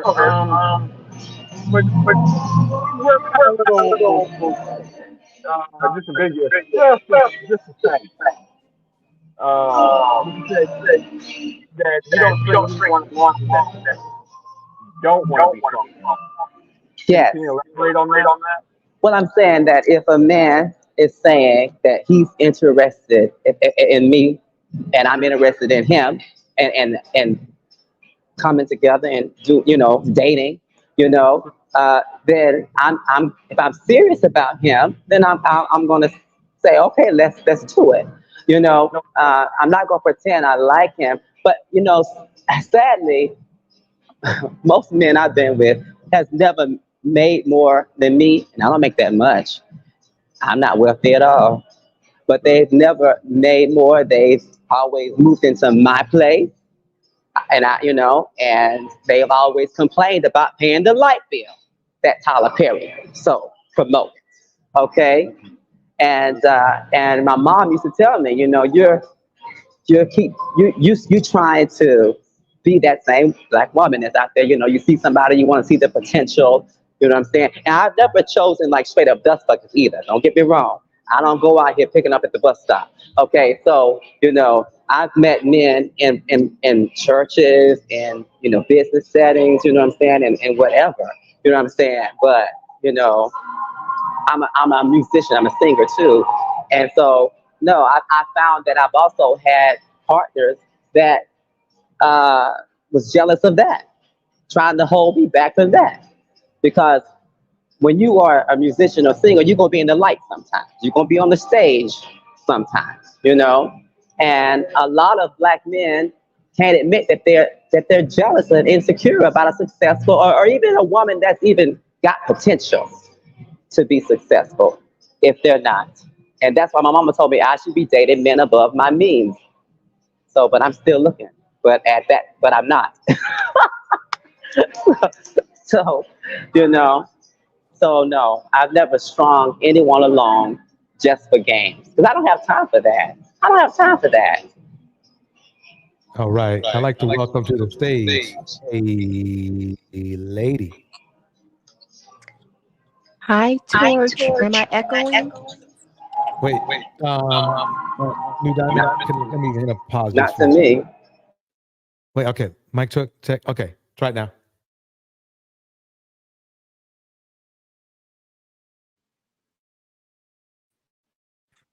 Oh, and now I can't hear you.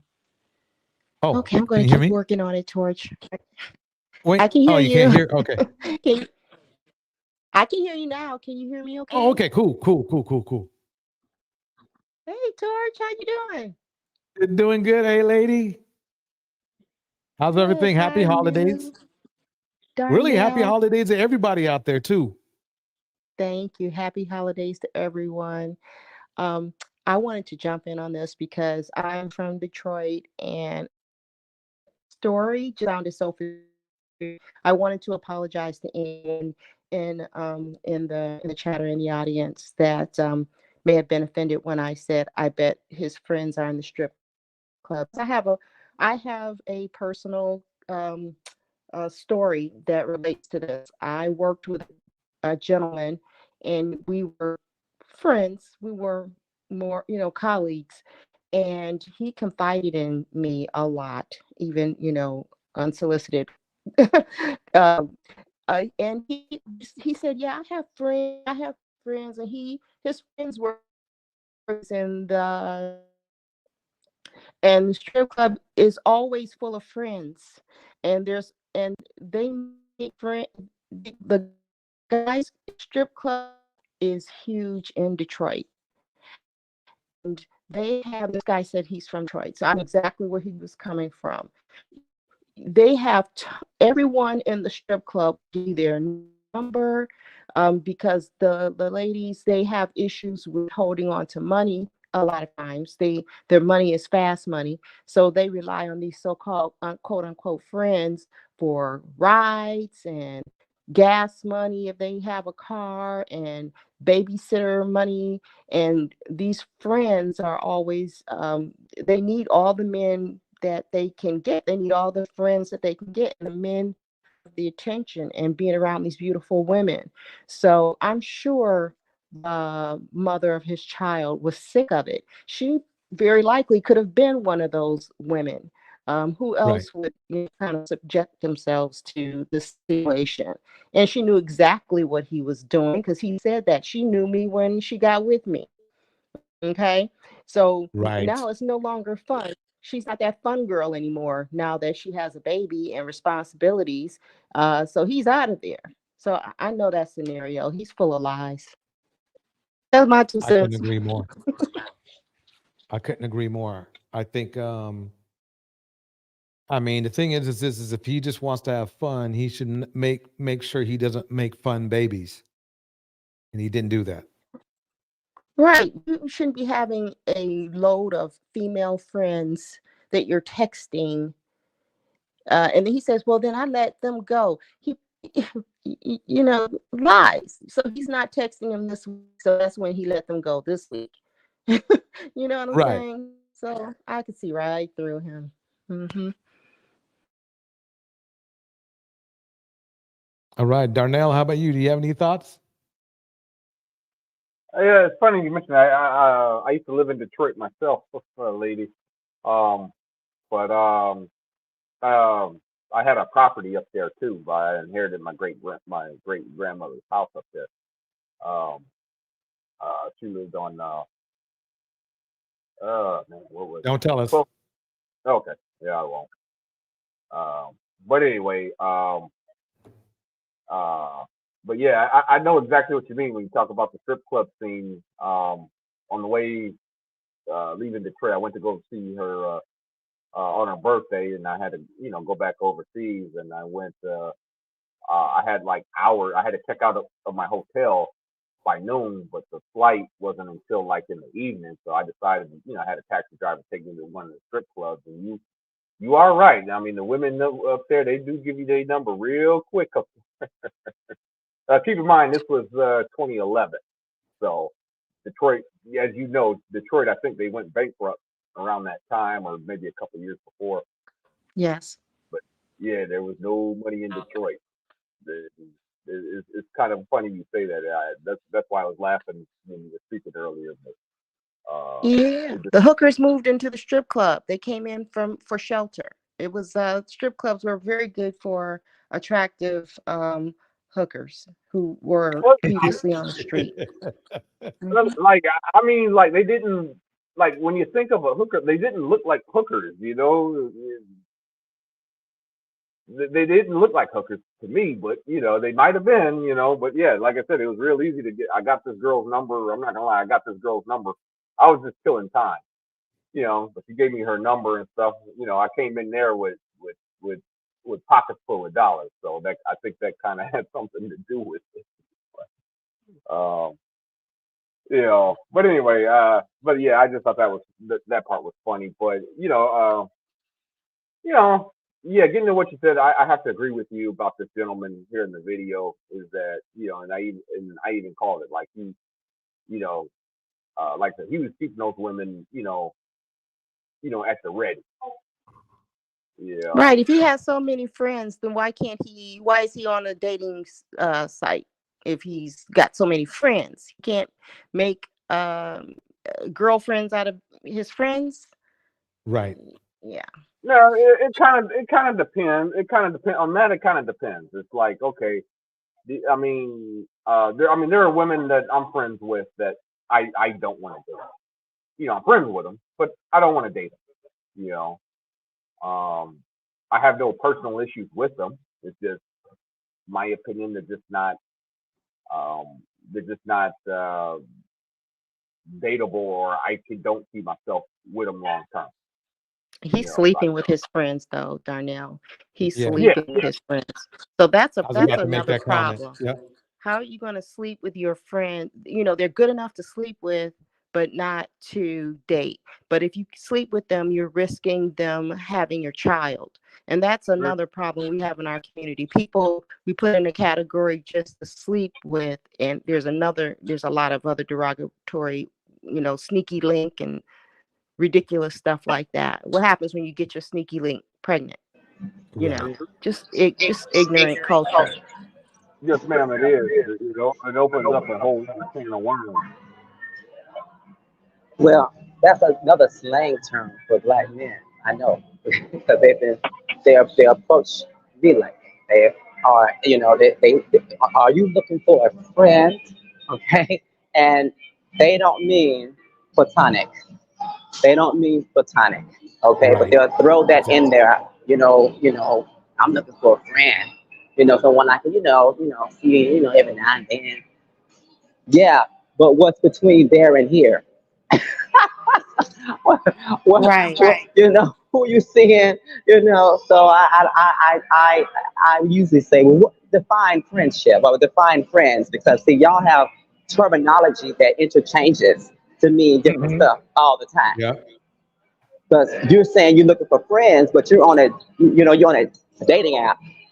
You're not looking for friends. Or if you out here, even off dating apps, and you have something going on with somebody, then you should be looking for those kind of friends. But they say that word to try to, what's the word? To try to, what's the word? um, undercover, go undercover, and messing around on whoever they're messing around with, but to kind of soothe your mind, to think, oh, he's just interested in something when in fact they're not interested in just a friendship, So it's trying to ease, I guess, their conscience. There we go. They're trying to, ease their conscience by saying, it's the same way I've heard men say. I knew a man that was dating a woman for like, what, 9 or 10 years, just like me alone. And uh, and he wasn't engaged though. They were just together. And I said, "You're not going to marry?" He is like, "Well, nah, man, we good. We good. She know I love her. She know. I mean, I feel like, if I get married, I mean, I don't need that piece of paper to show my love. I don't need a piece of paper to show. I don't need that." No, you don't want the responsibility of being faithful to her. Right. Exactly.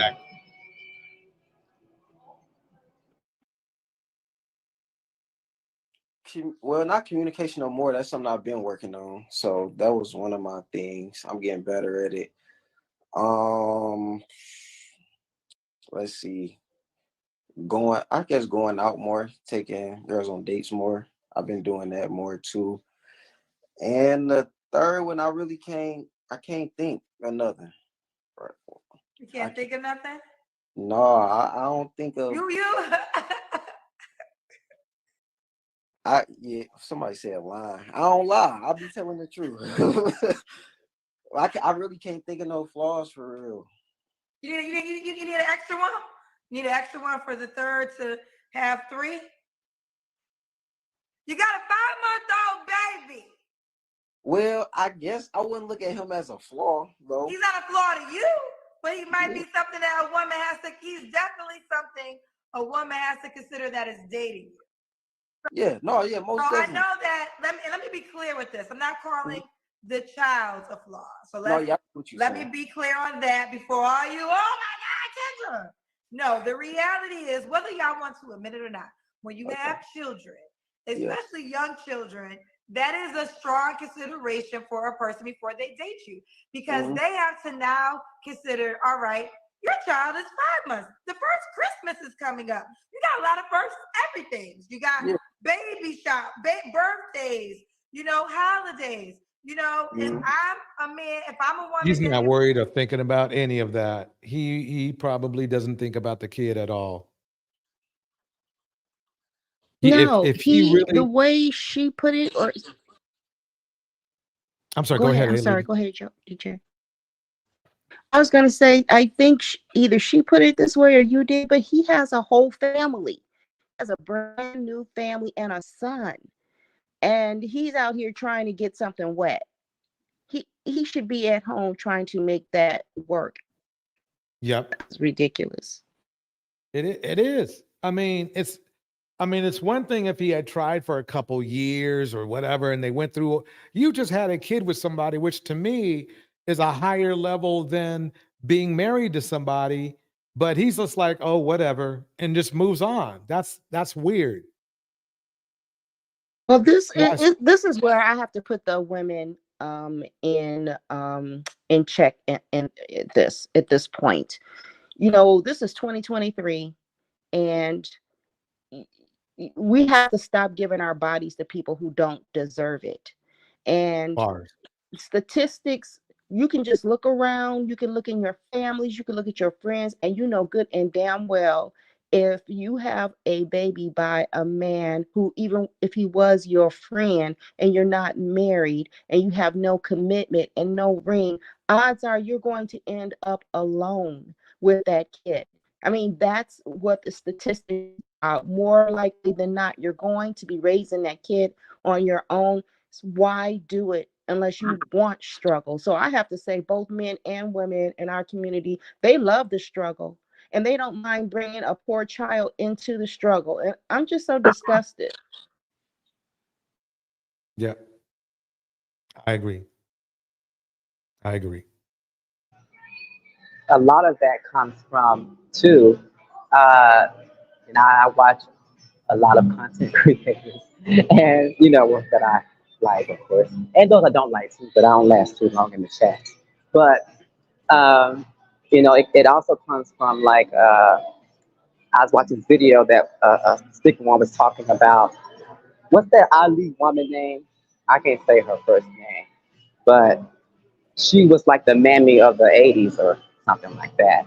And, it's breaking down her pathology, how she was telling black women to basically be there for black men, even though they don't have anything or hardly anything to give. And, and criticizing black women for, I'm going back in time because I forgot her name, but Princella broke it down too on her video. And I think Cynthia G2 did one time too. But she was, going around, teaching in colleges and stuff. And she was basically telling black women, this pathology to basically accept black men, because you got to understand that we've been doing this for so long, and because of slavery, and because of this, and because of that, and then later on, she advised black men that if the black woman is not submissive to you, then the black man should slap her. Shahrazad Ali. Yes, thank you. Yeah, I hear echoes now. Okay. So to the chat, you guys make a great point. That's true.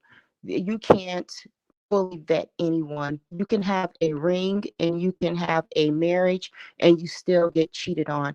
That's why I say if you bring a child into this world, you need to have something to depend on, a commitment by another human being that's going to help you.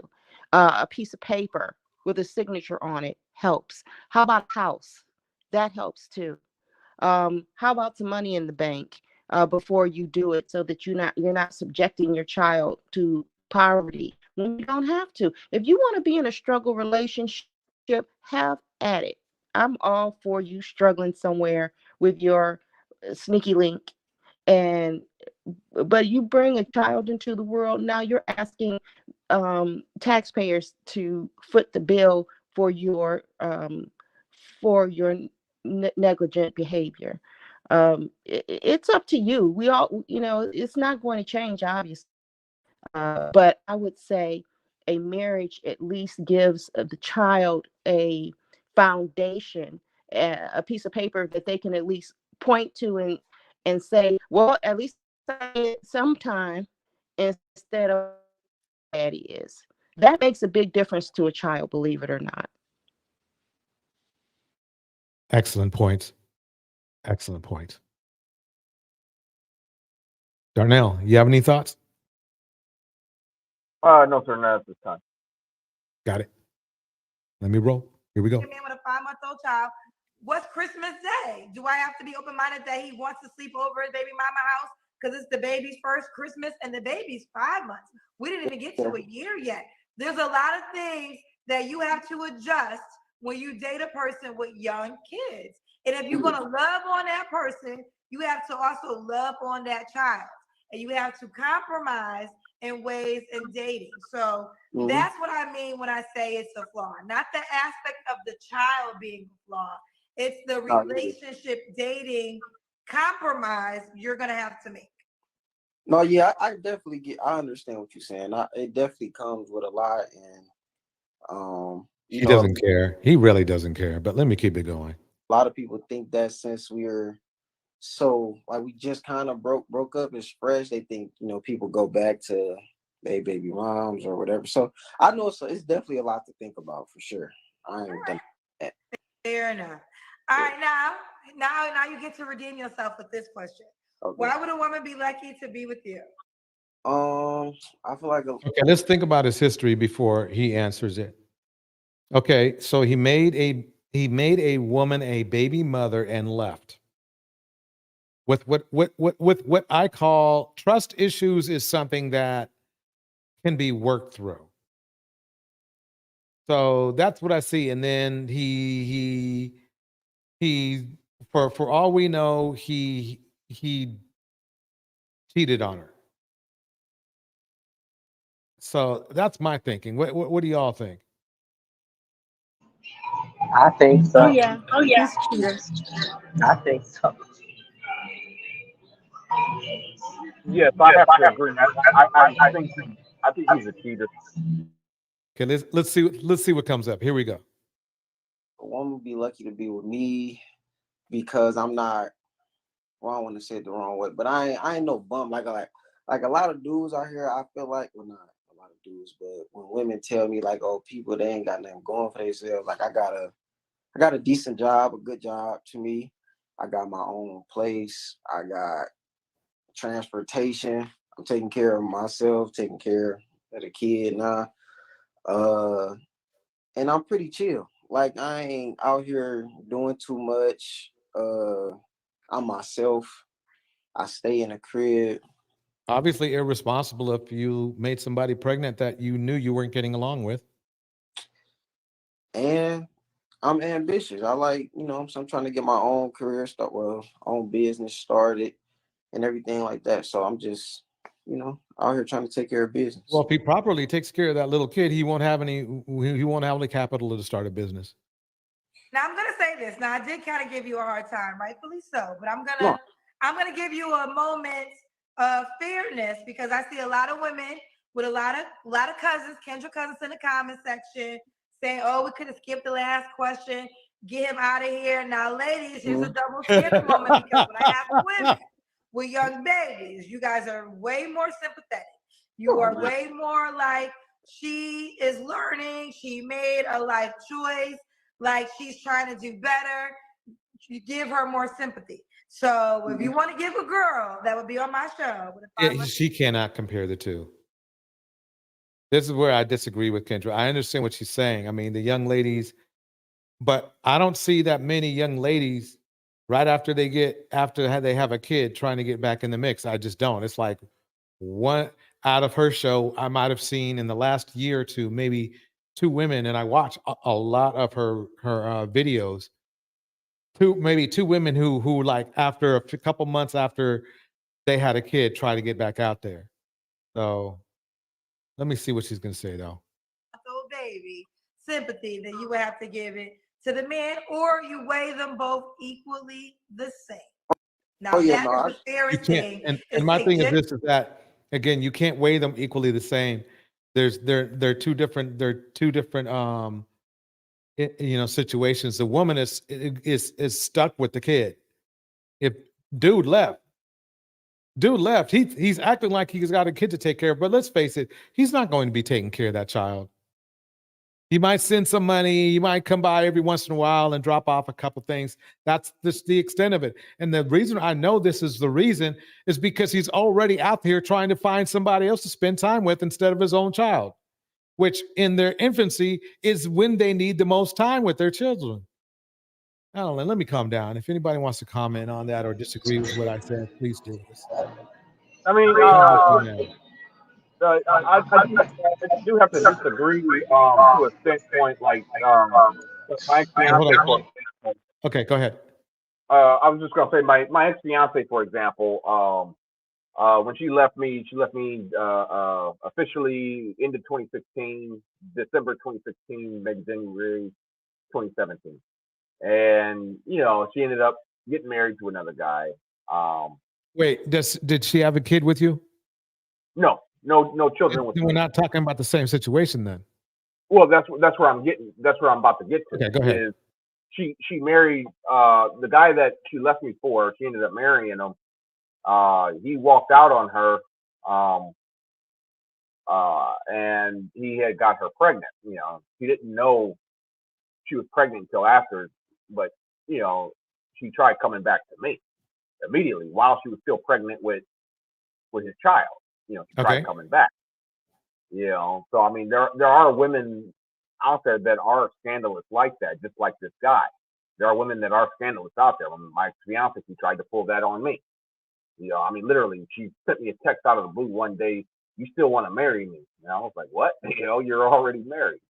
You know, how can I marry you? You know, and that's when, you know, she started telling me everything. But, you know, there are women out there, and I watch Kendra G's show, myself, and yeah, there are women out there that, yeah, they just had a child. I mean, I'm not going to say maybe 5 months old, but, you know, the child's not even 2 years old yet, you know, and they are trying to find another guy. There are those women. I'm not saying all of the women that come on her show are like that, but there are those types of women. They do. Okay. I'm gonna let a lady be the tiebreaker. A lady, what are your thoughts? You know, my thoughts are I can barely hear anyone because it keeps breaking up. Okay. So I missed all of that. I'm sorry. Is it my connection? I'm sorry. Oh, okay. No problem. No problem.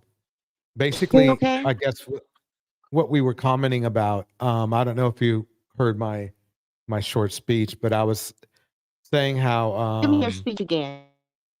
okay. See, you're breaking. Basically, You my know, speech I was don't want to this: is ruin your that show. You're breaking up for me right now. okay? Let me You give her more sympathy. So if you want to give a girl that would be on my show with a 5-month-old baby sympathy, then you would have to give it to the man, or you weigh them both equally the same. Now that is the fairest thing, is take gender out of it and weigh them equally the same, and that does not always happen on this show. All right. and my context or my information was basically, long story short, basically you can't really measure them the same because the woman is going to be obviously default responsible for the kid. Very few times do the man has to take care of the kid himself, and if he did, he wouldn't have time to come out here and date and casually have sex with other women because he'd be too busy taking care of the child. That was kind of my speech. Okay, I got your speech. And what is the opposing comment to that? The opposing comment is that what I was saying is that basically, so like I believe that I believe what Kendra's saying is correct, is that, like, especially her Kendra cousins, you know, like they're more sympathetic to, you know, the single moms trying to get back out there, find another guy, et cetera, et cetera. You know, they're a lot more sympathetic to the women, you know, than they are, you know, the men in this case. I mean, granted, again, I agree this guy is a bum, you know, but, you know, like I said, after 5 months, you know, I personally, I don't think that on its own, I don't think it's a bad thing. You know, it just kind of depends. In his case, I believe he's a liar, but let's say he wasn't lying. Let's just pretend he wasn't lying. You know, and just look, she just left, or it's just not working out. I'm ready to move on, kind of thing. You know, but mom. I'm sorry. Can you repeat that, ma'am? Hello? I think we lost her for a second. Okay, I'll wait.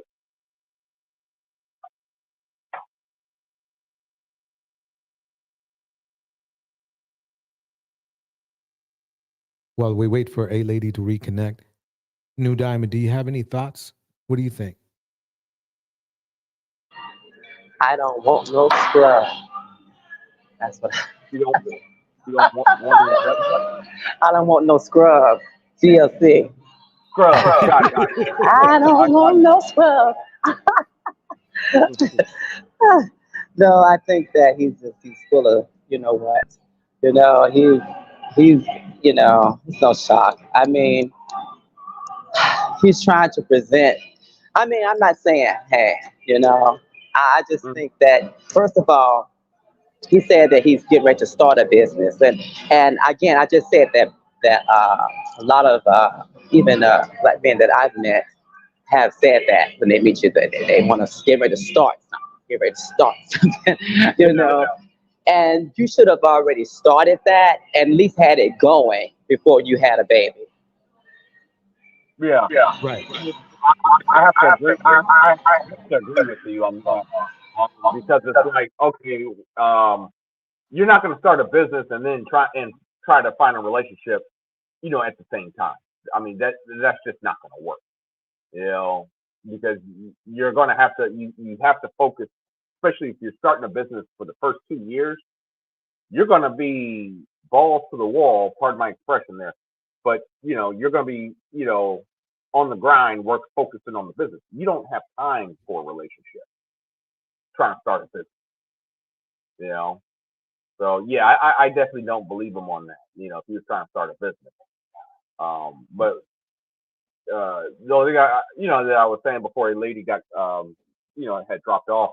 The thing is like when my ex-fiance, you know, I brought up to DJ Torch about my ex-fiance, and I'll just give you the Cliff Note version. But basically, when my ex-fiance, you know, her husband had left, or you know, they broke up, whatever reason, they were separated. My ex-fiance tried to come back to me when she was pregnant. You know, I kind of felt like that was kind of messed up, you know. Well, if you want me to make you feel better, it's like some people are survivalists, and she found actually it was kind of a compliment, even though you might have seen it as an insult. Basically, she realized she made the wrong decision, obviously.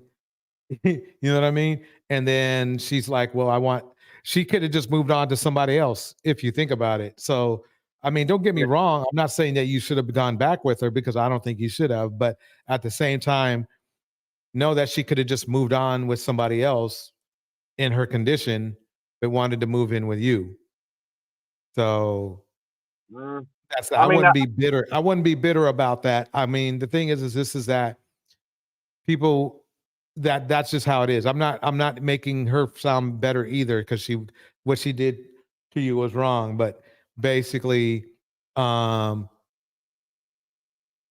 it shows that she knows that you're dependable, and well, I don't know if you are now, but you were back then. She saw you as being a dependable entity in her life. Just put it that way. Yeah, yes and no. Yeah, she did see me as, you know, somebody she could always count on. You know, I'd always been there for her. But you know, at the same time, it's like, okay, you're pregnant with another man's child. You know, and all of it, you know, you're still pregnant. I mean, baby's not even born yet, and the first words that come out of your mouth, do you still want to marry me? Like, I mean, would you find that suspicious if you were in my shoes? I mean, I wouldn't. No, I wouldn't. But I understand what you're saying. New Diamond input. What do you think? Well, about what Darnell is saying, or about, you know.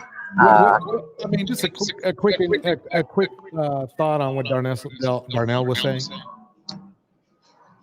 I was letting you two talk, and I wasn't really paying too much attention. I was letting you two talk. No problem. No problem at all. Everybody wants you to sing Scrubs, but you know, I understand. You get paid for that. You get paid for it. I'm telling them that you get paid for it. You know. And I do want to address side, if I can, just for a second. I see what King is saying. I agree with Susie. I'm gonna say that if I'm saying her. Is it Susie? Susan. Susie Bear, yeah. But I want to address also King Lucifer. Okay. Earlier, he said something about white men abandon their children as well. And yes, there are some that do, but it's not that common as it is with black men. And I've known white men that don't even get along with their wife no more in the house. You know, but they're still staying. They may have separate rooms, but they're staying there to take care of their children to high school, or you know, till the children get grown. And you know, and I've vet them out. I've met couples out, and they've been together. Well, they were couples, they were married. They were like, well, we're split, but we still live together. We're cool. You know what I'm saying? So, I mean, I've seen even that dynamic or what have you, but he's still providing for his kids. I see that dynamic. And also, just to throw it out there, when black men always want to talk about what the white man is doing, I'm tired of hearing that. Why can't you have your own brain, your own willpower, your own thoughts? Why are you referring to what other men do? If you call yourself kings and you call yourself leaders, then you should be leading yourself. The white man should be looking at you and say, and they are, sadly. Some white men are, not all of them, but some of them are adopting black culture mentality. Because y'all always say that white men copy you, and some of them do. They copy the same mentality. And this is why you now hear more white women complaining about white men. And if you listen to those white men, they're hanging around black men. And so they're adopting that thought. So if I meet a non-black man and he's talking like that, I don't do them either. You know, I might as well get with the dust bucket in my own community if I'm going to deal with a non-black man that's a dusty. It's not going to happen. So my thing is, stop referring. Why are you referring to what others are doing? I don't do what Becky's do. It's called the flex. I don't do what Becky's do, because I definitely ain't drinking no piss. I'm just saying. I'm just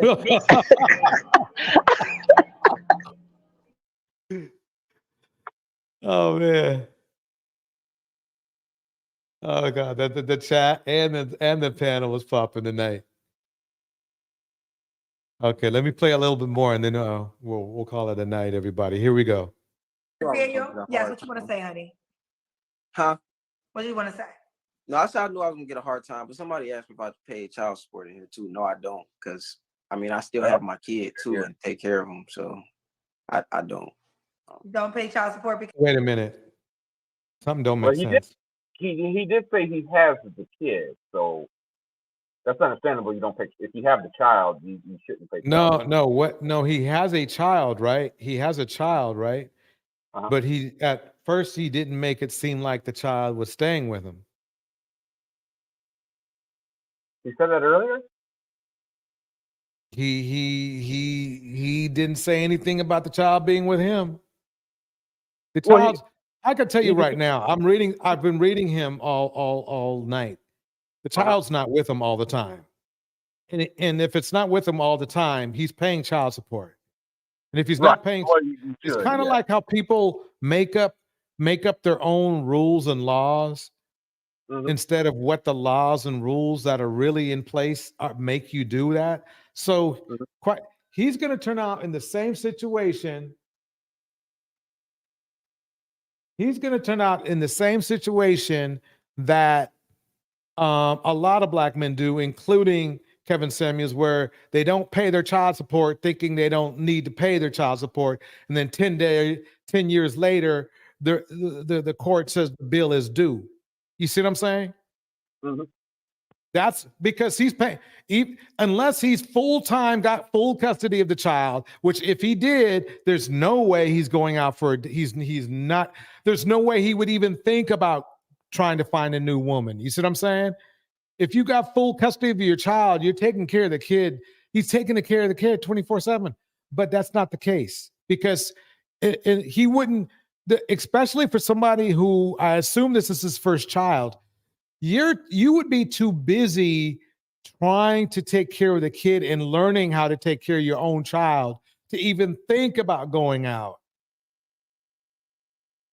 So yeah, I don't think he hasn't been truthful anytime tonight. I don't think he's being truthful now about not wanting to pay child support. I think what he's telling us is that he plans on being or is a deadbeat.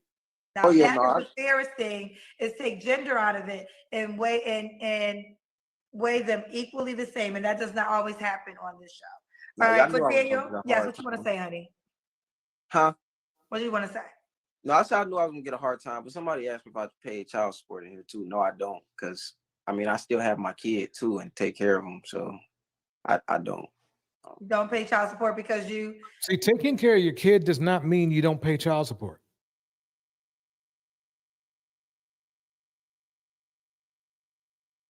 I don't. That's he's not. Nothing's adding up. She should have asked them, to what extent do you take care of your kids? Right. Yeah, that would have been a good question, I think. Well said. Ellen Ripley, welcome to the stage.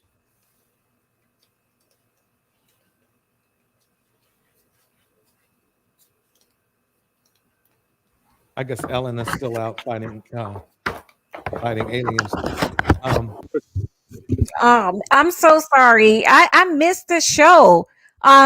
Okay, I'm late. I just wanted to ask a quick question because I've been wanting to ask Darnell this question like forever. Okay. I really believe this woman, she was in Brazil. This is the woman in Brazil, right? Okay. You're referring to my ex-fiance? Yes. Yes, ma'am. Well, yeah, my second ex-fiance, yes.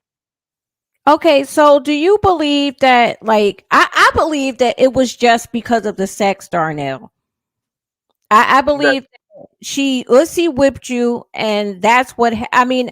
I don't think you were in love. It was like you were in lust because you said that you choose like your preference is exoticals, like you like mixed race or you like Latina women. Okay, so it just made the sex all that much hotter, her being a Latina.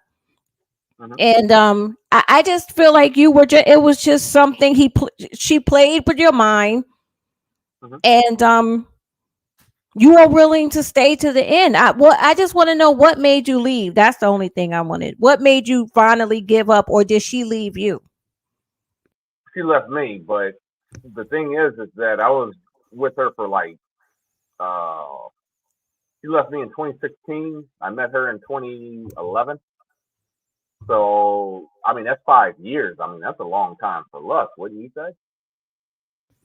No, I would just say that, that just goes back to my statement. Women fall in love just for the idea of love, and men fall in love because of sex. And I believe that, so this, I just believe that you fell in love because she put it on you so well. Am I not right? Yes and no. In the beginning, the sex, I'm not going to lie, the sex was great.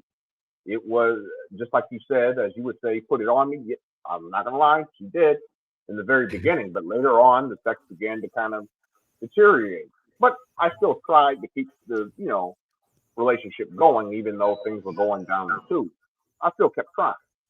So to me, it's not lust. I really loved it. What made you love her though? Like, what you said that she was no good. She was cheating on you. She got pregnant with another guy. Like, no, I never said she cheated. I never said she cheated. I mean, well, who did she get pregnant by? Well, she did. She left me and met this other guy. She at least told me, "Hey, Darnell, it's over." And I found somebody else. Wow. Eventually, right. She got. Wait, Darnell. Let me clean this up real quick. She left. She left Darnell. She got married. He got her pregnant, and then she came back. She tried to come back. Correct, Darnell? Okay. Yeah. She got pregnant about 2 years after. I'm sorry, no. 4. She got pregnant in 20. She got pregnant in 2020. So it was 4 years after she left me. That's when she got pregnant. New thinks was she black? No, she wasn't black. Was she black? No. Okay. I mean, her mom. She might have been partially. She might have been partially black. Her mom was kind of. That's not black. That's not black. That's not black. Well, I disagree. And science disagrees with you. Biology disagrees with you. I understand that. But I believe in the law of the Supreme Court. But see, I believe in science because that's factual. Well, you have to incorporate science. And if you can't take two and make it one, if I take fluoride and water, it's not water, and it's not fluoride. It's fluor water. Well, question for you, ma'am. Who makes the law, say, in the United States? There's an echo. Who interprets the law? Patriarchy makes the laws. White men made the laws. Well, who specifically? I'm sorry, who interprets the law? Who interprets the laws? Yes, ma'am. It's Well, written in the each Constitution. individual can interpret the law the wrong way unless they properly taught the law. It's a simple answer. It's in the You just US said who interpret the law, and I just Correct. said it's according to who's speaking by interpretation. But No, ma'am. That's wrong. Who interprets the laws is what does a law have to do with we talking about? It wasn't a black woman and she was mixed, and mixed isn't black. because my point is the Supreme Court ruled Plessy versus Ferguson, 1897. The Supreme Court ruled on the definition of what is considered black. I don't care And- what the court says. The He's court, talking about the one drop rule. Correct. The one drop rule. that's makes not you- science, sir. That's not science. That's what the law states. That is The not. law- Where is that law? Plessy versus Ferguson. It Show me created the that- law. Go to Google. Plessy versus Ferguson. That what site is it on? The Dusty site? Just go to. It's the Supreme Court case. Wait, you guys, pause for 1 second. Pause for 1 second. I'd like to wish the rock girl a nice sleep tonight. She's going to get some rest. Let's keep going, but we won't go back and forth. In fact, you know what I'm going to do? Let's have a live stream on the one drop rule and how it applies to today's thing, because we could be on that probably for the remainder of the evening, if you know what I mean. Not really. Yes, sir, I understand. Oops, I'm But sorry. that does make a good live though. It'll make a good liar. It'll make a good liar. Echo. It's like a huge echo. How is it make it a good liar? I don't understand. How does it make a good liar? I mean, Because the same way that and I know where it started from, but the same way they put out that black men were kings is a lie. Black Okay. men were- Yeah, king. You know what I'm talking about. Don't think you know what I'm talking about. Walk around, I'm a king, king. And you own nothing collectively. No, You run I mean, nothing. I agree with you on that. And all that one drop rule was created was to convince black women to step back and let you spread your seed across the planet. That's all that was. No, ma'am, that's not what it had to do with. Yes, it did. So, ma'am. can I ask Darnell a question? Darnell, why are you so angry at, like in the past, you've expressed how you had bad experiences with black women. Why are you so angry at black women when it was clearly a mixed race Brazilian woman, or a white, I would say, Brazilian woman that did this to you, that like really caused you to have a lot of distress, like mental distress or post-traumatic stress disorder or whatever? So why are you blaming black women? Well, I don't anymore. I did. You are correct that at one time, yes, I did, and I'll tell you why. Because in the beginning of my younger years, when I was dating, taking my dating experience at the age of 18, for example, going into my early 20s, I was dating black women, around my education level, and I'll be honest with you, a lot of them were playing games and, they were screwing me over. My first ex-fiance was actually a black woman, now she was a black woman, she played me, Where'd you meet her? You already know the answer to that, DJ Toy. Well, there you go. You chose wrong. You see, the thing is this. I've chose wrong too. We all But have. the difference between me and other people is that they want to blame something that wasn't going to work out. You see what I'm saying? Yeah, but you got to remember too. How old are you? Now that you look back at it now, I mean, you're in your 60s now. But when you look back, well, believe it or not, come on, let's face it, Darnell. We knew a couple years after we broke up with the person or whatever happened, right? That we knew when we met the person, it was a low it was a low percentage probability of success. Let's face it. Come on. We use different. We use the wrong type of emotional dynamics to choose that person. Whether it was looks, for sex, for clout, we use the wrong selection method. And me myself, I take responsibility for that. That's why I don't think like a lot of these dudes in the red pill system, because I know that look, if I would have if they use the same theory of this is my theory. If let's say you're in your mid 40s and you're still single, right? It doesn't make you a loser, but what it does say is that, look, I had my shots. The right person was around. I either wasn't looking for them, or I chose wrong and ignored them. There's no way to get into your mid 30s and 40s, and of course my age, single, if you really, really dedicated your life to looking for your soul mate, not just a mate. Does that make sense to you? I mean, it does, but as I'm 37, I'm kind of living proof of the opposite. But I want you to think back to 21-year-old DJ Torch. Not your age now, but 21-year-old DJ Torch. I'm pretty sure there was someone you chose. You admitted you chose wrong too, and I'm pretty sure there was a time you felt bitter and you blamed the woman. There had to have been at least one in your life that I blamed her. And what do you mean? Before I saw the light, or after? Before you saw the light, you initially probably decided to place blame, because that's the very first thing. Yeah, I did. Yeah.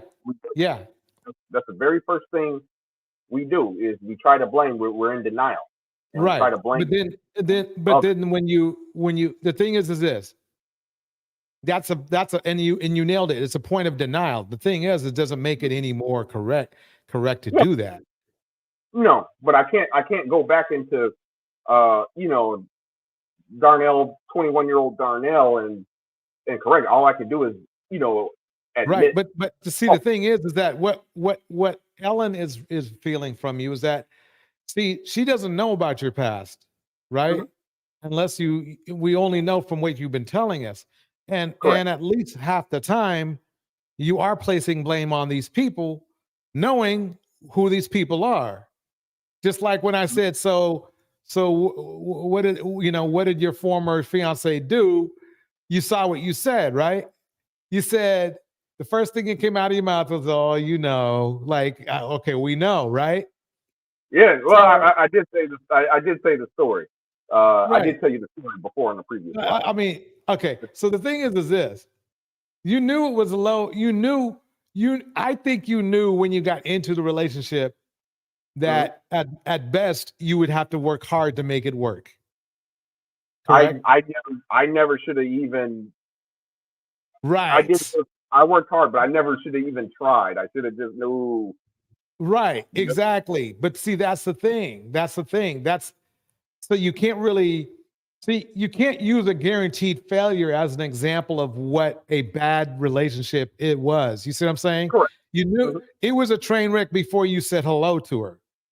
And I'm not calling her a train wreck. I'm calling the situation a train wreck. So well, actually, she said hello to me, actually, to make the record clear. She said got it. But you do see my point, right? Yeah, I do. I understand what you're saying. It's important that you see it, because there are a lot of men who might see this video, right? And they might get to 3 hours and 21 minutes in and actually see us having this conversation.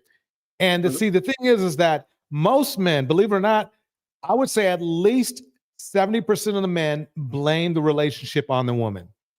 Yeah. Okay. Yes, that's correct. Especially, I would say, actually, I would even say 90% would blame it on the woman, especially in the beginning. In the first couple of years after the breakup, I would say 90%, 9 out of 10 men probably blame the woman. When if you really sit back and you really think about what really transpired, you're just as culpable or even more. Right, You know? especially if we want to take the mantle of king, right? We want to take the mantle of the leader. The first thing we as leaders are supposed to do is choose right. Yeah. We're supposed to choose people that we can lead with, right?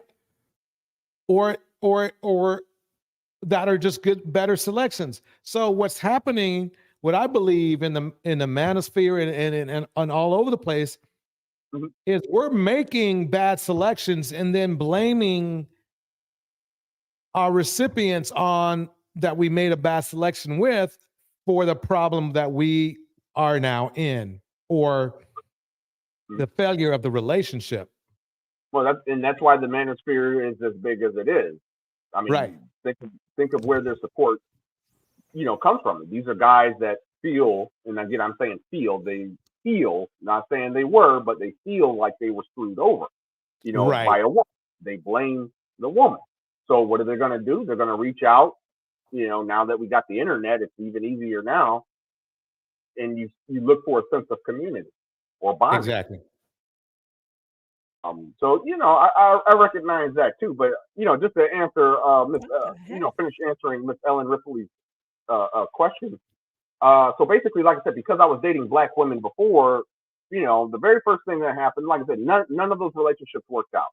There was a couple of them that I screwed up. I actually screwed up myself,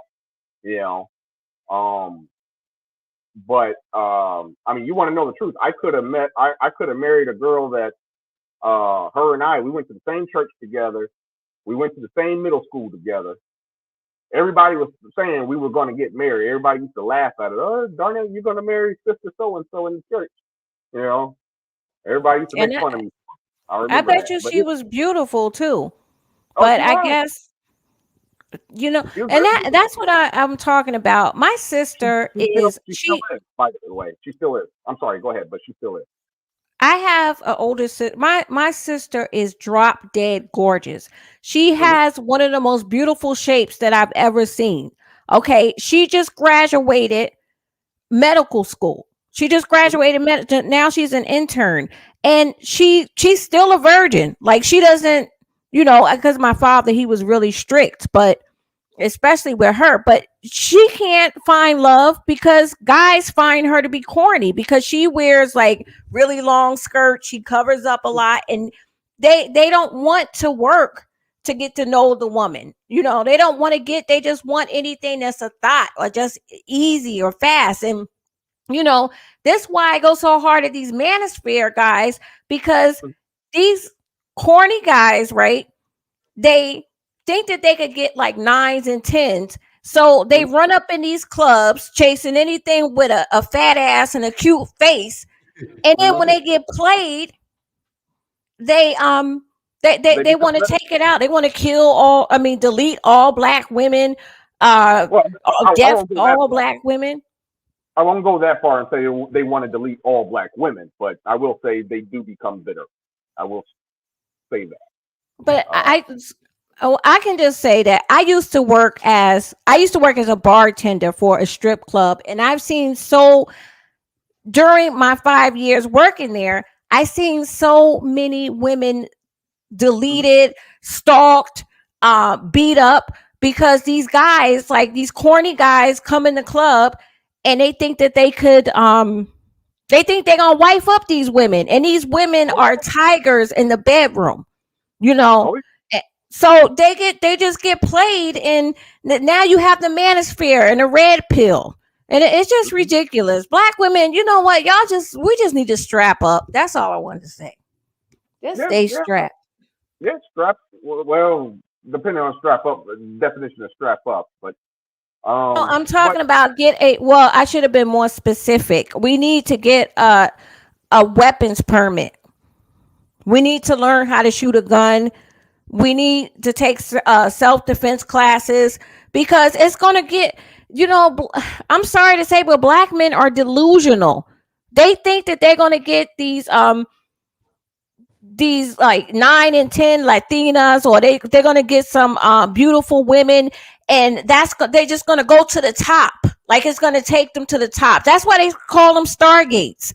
And then when they find out, when they just become broke and desolate, and worse than they were before, what are they going to do? Like, if going overseas, which I know is going to fail, when they can't go overseas and splurge anymore on hookers, when they mess it up, because they mess everything up, that because I just have a feeling that the prices are going to start to go up, and they're not even going to afford to go overseas anymore.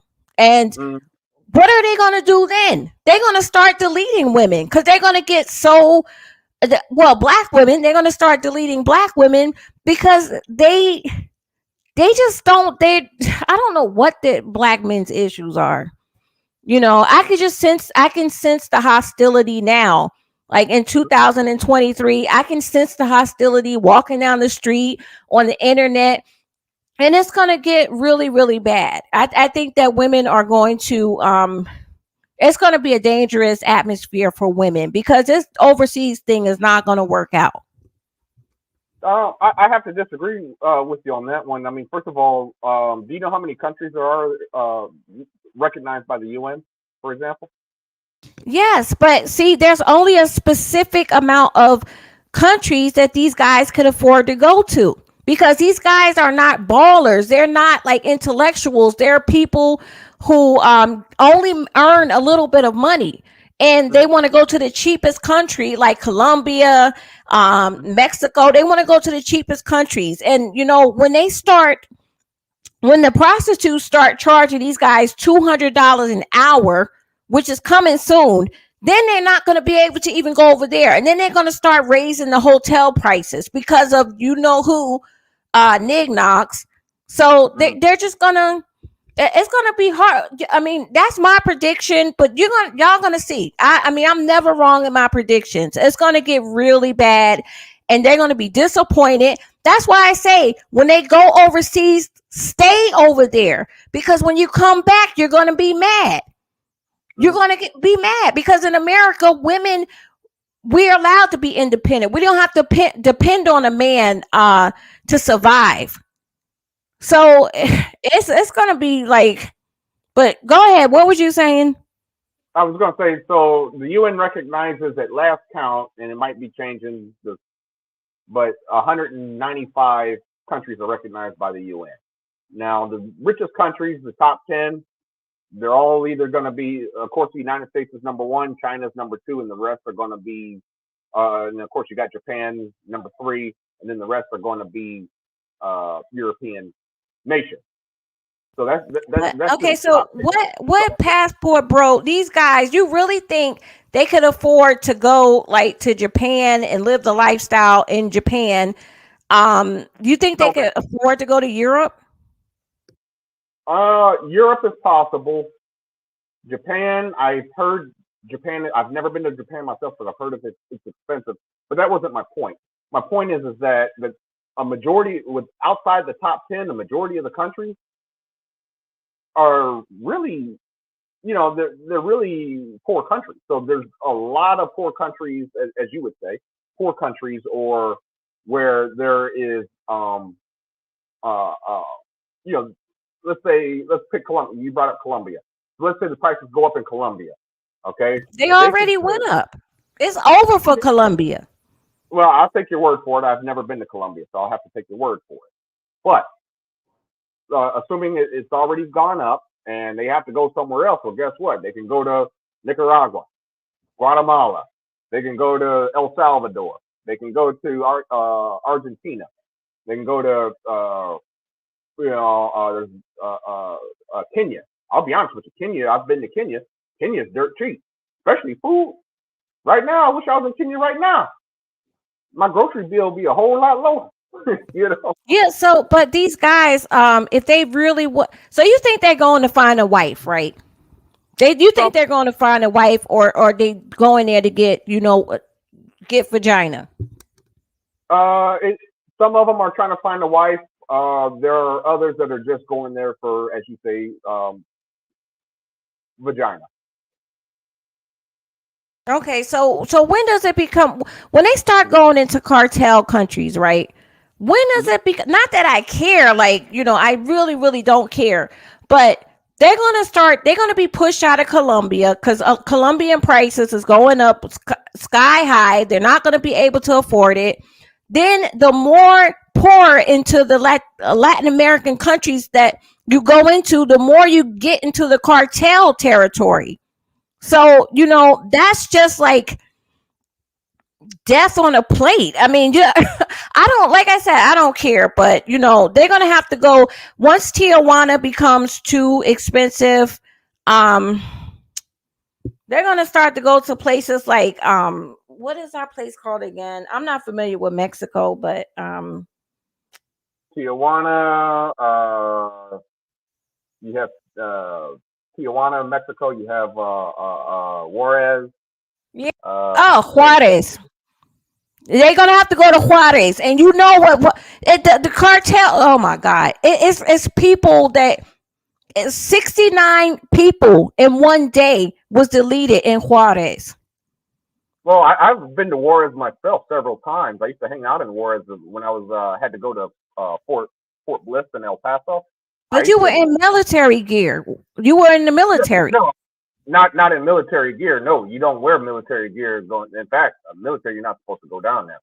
You go down there in civvies. But I went down there several times as a regular civilian, unarmed civilian, and I never ran into the cartel. Never had any issues. The only time I had issues in Mexico was in the Sonora region. I got robbed by Mexican Federales. They stole my cell phone. They wanted a $400 bribe. But well, I'm just going to end on this. I just want them to stay. Why don't they just stay overseas? I mean, like, because they're going to come back. They're going to be mad. They're going to start, targeting Black women because they already said that the only option, because after they deplete all of their options, like the crazy manosphere guy said, the only options are to delete Black women. Who's the one that said that? Some African dude. Well, I don't know. Do anybody know the guy that he made the? I know who you're talking about, but he might be from Africa for all I know. But I just know of him. I know who you're talking about. I forgot his name though. Yeah, I mean, go ahead. I'm sorry. It's just gonna be. I'm telling you. Look, I'm very, very. I've been studying the manosphere. I've been studying these spaces because I'm trying to find a solution. I don't want them to abuse Black women. That's all I care about. I don't care. I've never seen such abuse. Why are you abusing? When Black men are angry or they feel bad about their lives, they take it out on Black women, and I just don't. That's all I care about is the sanity and the psychological health of Black women. And I think that this is so toxic. And that's why I'm against these guys and I speak out against them. But I'm telling you, when they don't have any options, when they can't put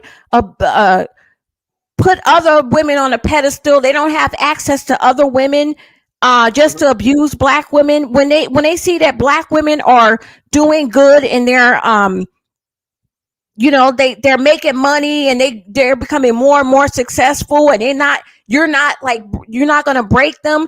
They're going to start attacking Black women. I really believe that. Well, here's the thing. I do understand you are correct that Black men are the biggest perpetrators of violence towards Black women. Black men are the biggest perpetrators of violence towards Black women. I agree with that, but why do you think that is? It's because Black women are unprotected. We're the most unprotected women, and they know that. Well, that's not true. Like when it comes to white women, for example, who do you think the biggest perpetrators are of violence towards white women? It's going to be white men. Yeah, but Black men. But Black men. Okay. You Why are we comparing again? Go ahead, Darnell. Forget it. I'm done. Well, no, we're having a good conversation. Darnell, let Diamond speak for 1 second. Go ahead, Diamond. No. I wasn't trying to interrupt. I was just trying to throw something in there to say, why are we comparing again when a black woman is talking to black men? Y'all got to refer to the white man. But y'all say that y'all are the kings and that you're the, why is your reference for your behavior, what you do to your women? Why do you reference to other races of men and what they're doing? Let Becky deal with that. We're talking about what black men do to black women. What I was making a point is who has proximity. Black men have proximity to black women. White men have proximity to white women. Asian men have proximity to Asian women, and Hispanic men have proximity to Hispanic women. Of course. I never said anything about that. I never said that. Of course. What I'm saying, can you not understand what I'm saying? It's across the board. Is what I'm trying to say. Basically, it's what Amiri Brown had said a few lives ago. He brought up a statistic. We got into a really good debate. He brought up a statistic. He claimed that women were the largest abusers of children. I didn't believe it at first until I looked it up with my own, and I saw it with my own two eyes.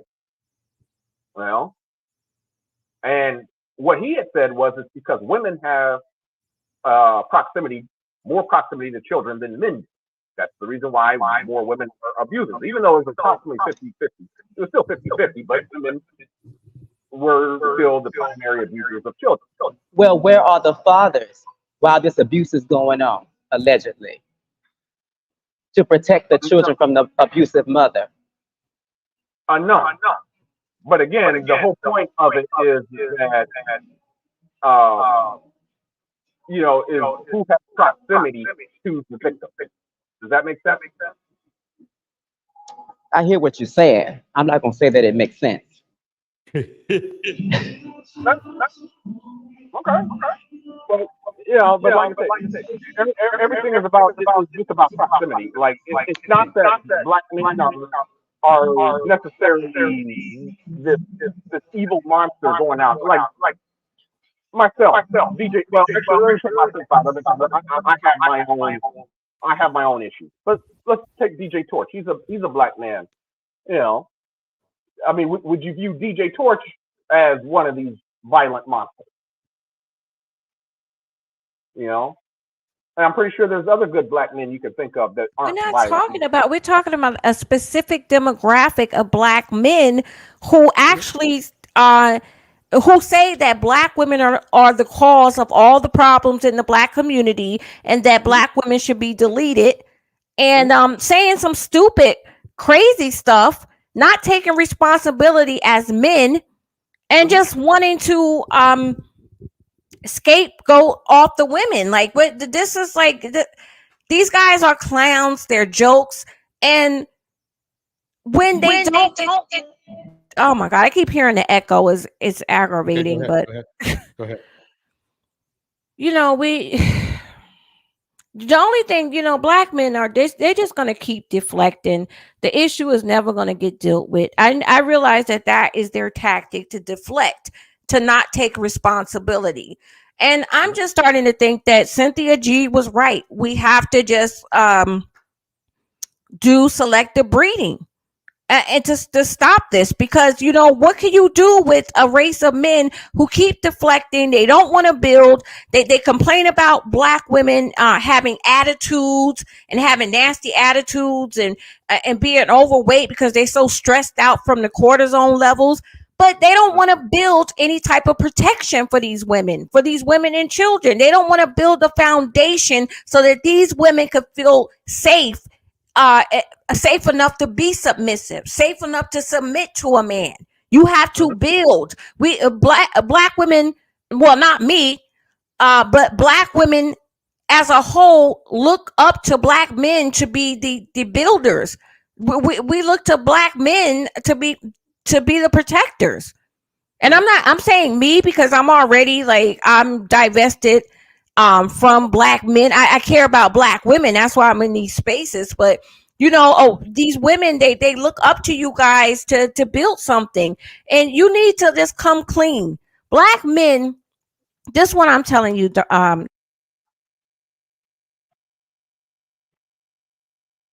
Hello? Hello? I'm sorry. I just got my mic went out.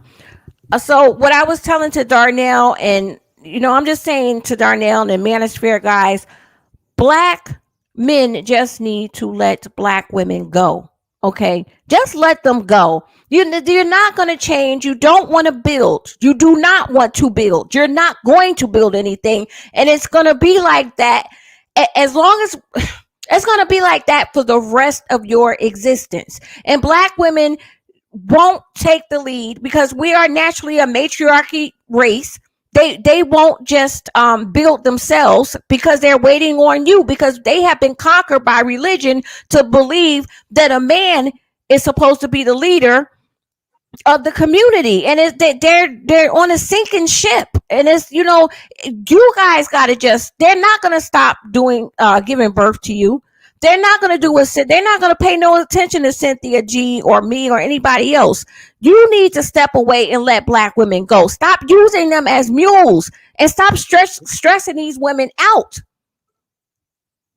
That's what I'm saying. Like, don't you think that black men just need to let black women go and go off with their the women of non-color and the Latina women and the non-black women? Don't you think that would be the best thing? That would also make black men happy. Black women gonna be sad because these black women, they love black men, but they'll get over it because one thing black women are is they are resilient, and that's gonna give black women the potential to build and become great again. They don't need a black man putting their foot on their necks like that. Just let them go. And a lot of them can't. I just want to throw this in there. A lot of them, even how many? I know I watch different channels that show the black femicide rate happening every day. There's a black woman being unalived by a black man, the one in proximity. Okay, and usually it's someone who is about to leave, who already left. And she's trying to get away from him, you know what I'm saying? And he can't let go. Once again, proving Priscilla, right, that black males are the most emotional on the planet. And secondly, is that they want to toxify her life. They want this woman to be miserable. And if not, then I'm gonna unalive you. And sometimes they even have children. So now the mother is deceased, okay, and he wasn't already providing as it was. So she was a provider of 4 and 5 and 6 kids, and now she's gone and he's going to prison. So the trauma continues, even worse. Because okay, go ahead. I'm sorry. I was gonna say, because now if the family don't take these kids, I just saw a story a few weeks ago. A woman had, it's about like 8 or 9 children. And she was taking care of all of them. And she made the money to take care of all of them. And she was getting a restraining order, get away from the baby's father.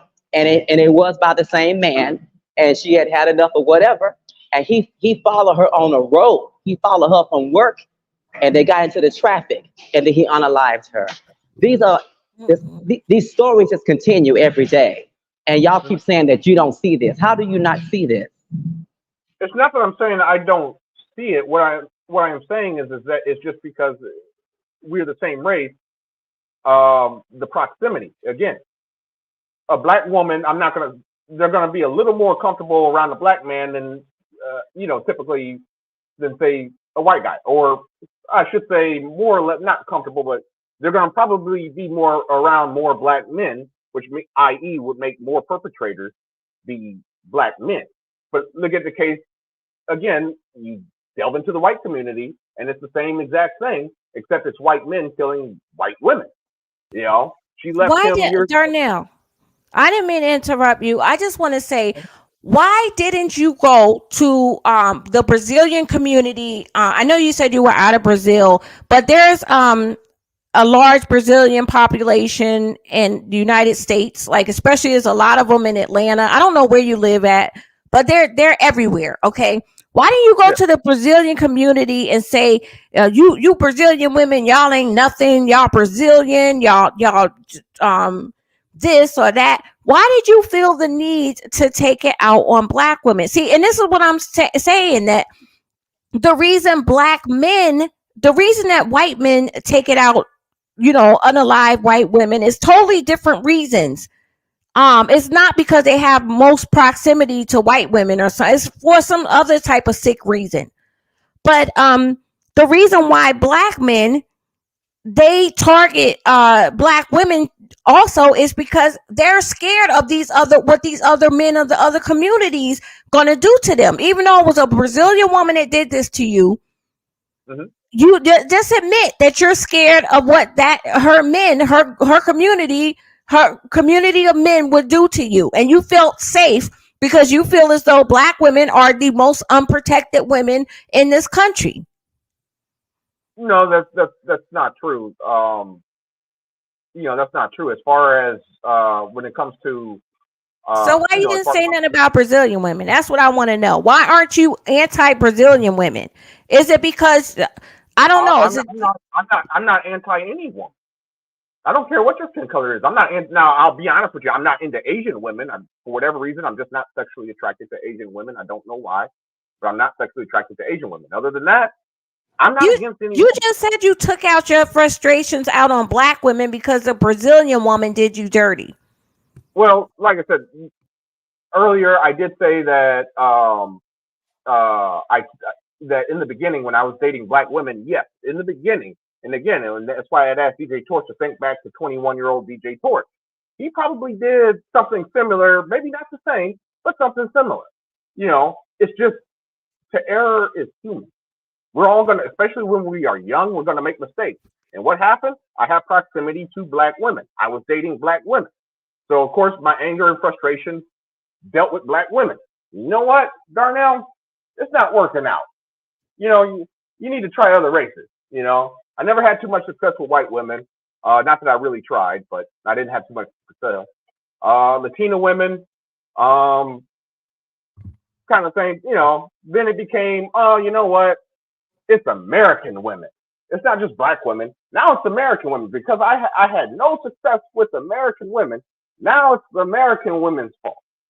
So what do? Oh, I'm going to date overseas. Like when it comes to women from Africa, they are, in my opinion, African women are some of the best women I've met on the planet, and they're black. So then why aren't you with one? Yeah, exactly. Why aren't you with one? If they're the best and all this, then why aren't you with one right now? I chose wrong. I made a and mistake. also, you keep saying something about everybody you go to is unsuccessful. Oh, it's just not, it's just not it. What is the it factor for you? Pretend you on Kendra's show right now and tell us what's this success. What would make a woman a success to you? What can you define success? I apologize. Define success. Well, you're the one that said that each woman wasn't a success. So I'm asking you to tell us then what is it that you're looking for to make it successful? Oh, for me, it's simple. It's just someone that's just not combative. Somebody that I don't feel that when I come home, I don't have to, I have peace of mind, Wait a minute. And you're not into Asian women? Because you talking about an African sister. She ain't gonna tolerate you coming home late at night doing. She gonna have an opinion. I never said anything about coming home late at night. Now I never said that. Let's not stretch the goalpost here. I never said anything about coming home late at night and doing some dirty, effery stuff. I never said anything about that. All I'm saying is that I just want to have peace of mind. Now, as far as your question about why I'm not into Asians, again, as I said earlier, I don't know why. I'm just not, for whatever reason, sexually attracted to Asian women. Not that I'm saying there's anything wrong with Asian women. I'm not saying that. It's just, for whatever reason, I am not sexually attracted to Asian women. I don't know why. Well, okay, Darnell, listen, it seems like you wear your heart on a sleeve, and you're very sensitive. because men do not get real men with masculine, very masculine men. I'm not saying you aren't a real man, but you know, I don't. You need to get more confidence in yourself, because you can't just fall in love with any woman that you have sex with. That's what it looks like is happening. You have to, get God, but Darnell, you have to. This is what men do. Men are conquerors, okay? And if you want to have fun, you got to make it like you can't get an emotional connection to these women. Make sure that you wear protection so you don't get her pregnant. But once you get your nut off, you got to just like keep it moving. You can't like I don't know. It's just weird to me. I just thought women were the emotional ones, but I guess I was wrong. Well, the thing is, like with my second ex-fiance, for example, that wasn't a case of I had sex with her and, oh, I want to marry you. No, I mean, we dated, granted off and on, but we dated for 4 years before I proposed. 4 years. Does that sound So why didn't that work out? The truth why is, didn't that work out? The truth is, I was just in case guy. But you gotta start choosing the right women. Like you gotta get to know a woman. Like you were the just in case guy. That's crazy. And this woman never said she loved you back. She never was emotional. She never was couldn't get. She was emotional, all right. She was emotional, but not in a good way, right? No. Oh, you could basically tell if a woman is in love with you. You could tell, like she's very clingy. She wants to be around you all the time. She wants to know where you're at. Like if she's just asking you for money and she's causing arguments with you all the time, I'm assuming that's what happened, right? She was just asking you for money and causing arguments and drama. She wasn't just asking me for money, no. Towards the end, now keep in mind she did have job loss. That's when it was towards the end. It was 2016 when I'll say a couple months before she broke up with me. That's when she started asking for some money. But again, she also had job loss too. She had to move back in with her parents. So that may have been a factor. But as far as that goes, no, it wasn't that she was asking me for money, every single month or even every quarter or even every year. It was just, my opinion, she just didn't really want to be with me. Okay, if that makes sense. I was not the guy that she saw myself. Why did you, once you found that truth out, why did you stay? Like, why did you decide to you could have ended it and then you would have saved yourself a lot of time. You're absolutely correct. But as an answer to your question, basically, like I said, you're in love with somebody, especially when you're taught, if you love a woman, it's never easy and you got to work hard. You got to earn her love. You got to earn her trust and you're going to work hard for that. I had several coworkers of mine that, for example, were married, for example, and they told me their marriages were never easy. I had my roommate when I was in Saudi Arabia. He told me him and his wife used to yell and scream at each other. He was supposed to get divorced 3, 4, 5 times. He lost count of how many times he was supposed to get divorced. Yet at the end of the day, they just loved each other and they worked out through it. Even though she was dying, well, excuse me, I can't say she was dying, but she had cancer. And, as far as the chemotherapy, she just couldn't take the pain, wanted to give up. And he's like, look, I can't lose you. He just loved her. Yeah, marriage is work, but that's not the point. Like you choose wrong, Darnell. That's your problem. I'm sure that, so this woman that broke up with you, I'm sure that it was mostly the sex that was good, right? I'm sorry, say that one more time. You said It was mostly the sex that was good, right? Because I can't see how you would fall in love with a woman that's like she's constantly arguing and emotional, and she's like treat you feel as though that you're not. She's making you feel down all the time, so it had to be a physical thing. It started out. I'll be honest with you. Yes, in the beginning, sex was the greatest thing in the beginning. But that was the first year. After that, the sex kind of dwindled down over the course of time. It just You wasn't. said that about the Brazilian chick. You just admit that you fall in love with women because of sex. Like you become ussy whipped, and you just fall in love like that. Like it's just I don't know how to help you, Darnell. That's just not true, ma'am. It's not just based on sex. Like I said, now, as you said earlier, do I wear my heart on my sleeve? And yeah, do I put up with a lot of stuff? Yes. And I had the issue where, okay, my opinion is, just like we're talking about now, you have to show the woman you love her. I've heard that several times on this show.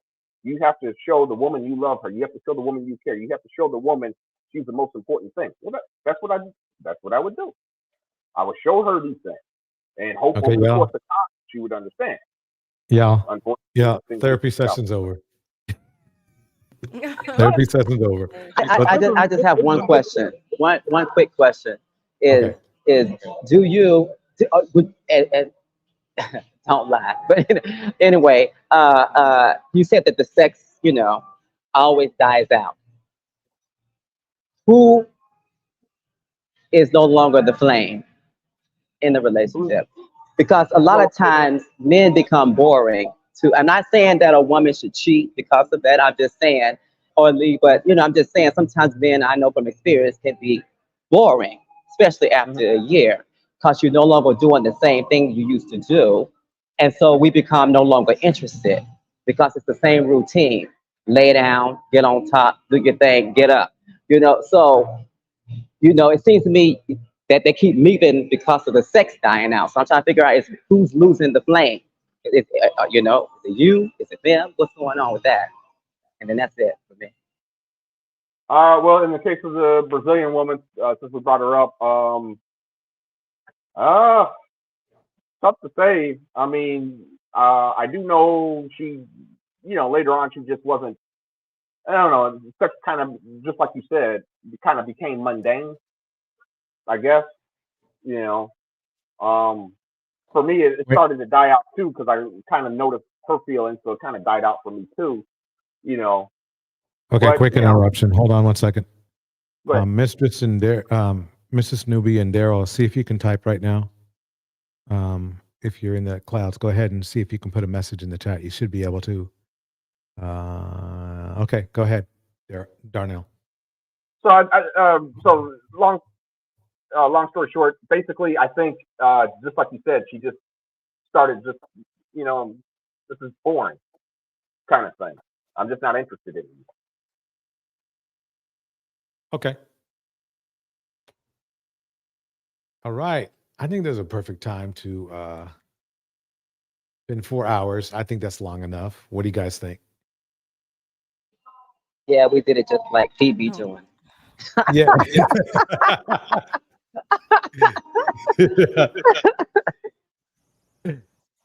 I think it's a great live. Definitely. I'll be honest with you. There's actually 4 or 5 episodes. We just talked about 4 or 5 episodes worth of stuff on this thing. Good Lord. Yeah, DJ, you can take some of this and snip it and clip it and make it some snippets. Yeah, that's true. I'm talking. You can make a whole. A whole other 5 or 6 out of it. Yeah. And I think that was great, Miss Ellen Ripley. I just wanted to say this, ma'am. To be honest with you, I applaud you for going into manosphere spaces. I really do, and I'm glad that you keep open eyes and you're checking these manosphere spaces, and you're learning. That's what you got to, that's what you as a woman, you're doing this as a woman. And I just want to applaud, I just wanted to, to applaud you for that.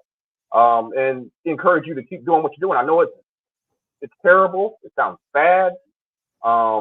Yes, you have toxic creators out there that are disrespecting Black women. But you're just gonna. I hate to say it like a boxer, but you just got to kind of roll with the punches. Use that Philly shell defense. You know what I mean? And just keep rolling with the punches and keep doing what you're doing. No, don't worry, Darnell. We're gonna get you. I'm gonna fix you. I promise. Don't you worry. Don't you worry. Darnell comes with too much baggage, but I appreciate it. Ellen, we know many of Black women have gone down with that same saying that same phrase. So no. Yeah, and like I said, we are going to fix you. It's like that's not no. Yeah, Darnell has too much baggage. Like, I mean, shoot, DJ Torch, next thing you know, he's gonna do it live. Dusty Darnell. I just think you have a nervous condition and you need to get something that's gonna make you relax. Yeah. Yes, actually I do. Even my mom. I think you should exercise more. I'll say that much. Oh yeah. Yeah, I definitely need to get back in the gym. Okay. And so I want to. I would ask for everybody for the last comment, but we would have to keep it to 30 seconds apiece. Can we do that? Yes. Yeah. Okay. Let's start off with New Diamond. No, I just want to say this, that it's more than just, in the manosphere chats, it's more than just them talking about toxic. They are actually creating groups, subgroups, secret groups, and they are definitely telling their followers to get rid of black women. And I've heard them say that. I wanted to add that. Okay. And by the way, I wasn't laughing at you, ma'am. I was laughing at a chat in the comment. It had me rolling. I wasn't laughing at you though. So. Well, can I go next and then Darnell? Yes, ma'am. Please. Okay, so look, a lot of people can't see it, but we need to, as Black women, we need to get our money up. We need to get out of the cities. If you live in a country area, go in a country. I'm trying to make it 30 seconds, but go to a country area, go to the suburbs. Okay, we have to get out of the cities because the more and more Black men are becoming homeless because they don't want to do right. They don't want to do right by their communities, by their women and children. They don't want to build up their own communities, and they're going overseas and coming back and getting mad.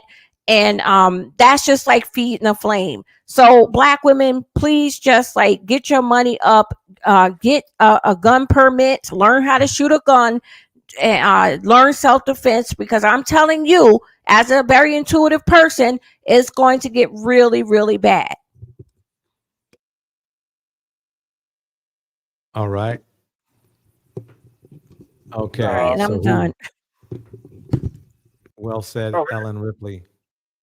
I just want to say again, DJ Torch, excellent live. I ain't gonna lie. I mean, and again, I'm laughing at Keita Ward. She's tripping me. It's funny though. It's funny. I like it. It's funny. Yeah. As far as gun safety, I typically I don't like fear mongering, but being a gun owner myself, yes, ladies, feel free. Practice your Second Amendment right. Just make sure you know the law. Make sure you get proper training. Know the laws. Some states, I know you said get your permit. It depends on your state. Like if you live in my state, for example, you don't need a permit to purchase a firearm. You just have to pass a background check through the ATF. Okay. Why Seeking Knowledge, I'd like to thank you for your super sticker and your super chat. Thank you so much. Okay, anybody else? New, did you say? Okay, all right. Let me kick the beat. Here we go.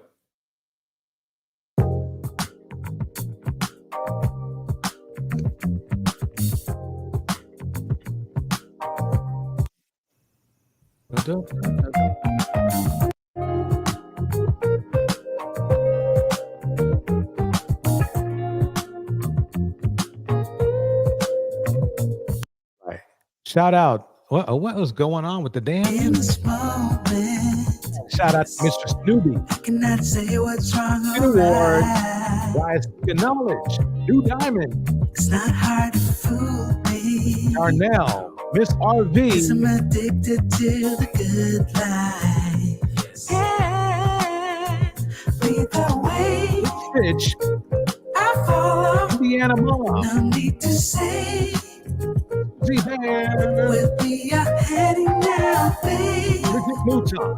I follow to the edge of it all. D9. To the edge of it all. Get down. Yeah. So tell your good life. Z-Masu. 'Cause I'll find a better one. Yeah. Susceptible life. Before the moment flies. We go. So tell your good lies. 'Cause I'll find a better one. Susceptible life. Before the moment flies. Wonder Woman 9G. It's not a problem. Daryl Richardson. 'Cause I know what I'm getting into. Yes. Yeah. Nothing can stop me. Nubian Kalesi. 'Cause I'm addicted to what you and I realize. Lead the way. I follow. No need to say. Where we are heading now, babe. Rena Ward. I follow to the edge of it all. Break it down. So tell your good lies. 'Cause I'll find a better one. Yeah. Susceptible life. All right, everybody. Before the moment flies. The rock girl. Well. So tell your good lies. Break it down. Break it down. 'Cause I'll find a better one. Susceptible life. Before the moment flies. See everyone on the next one.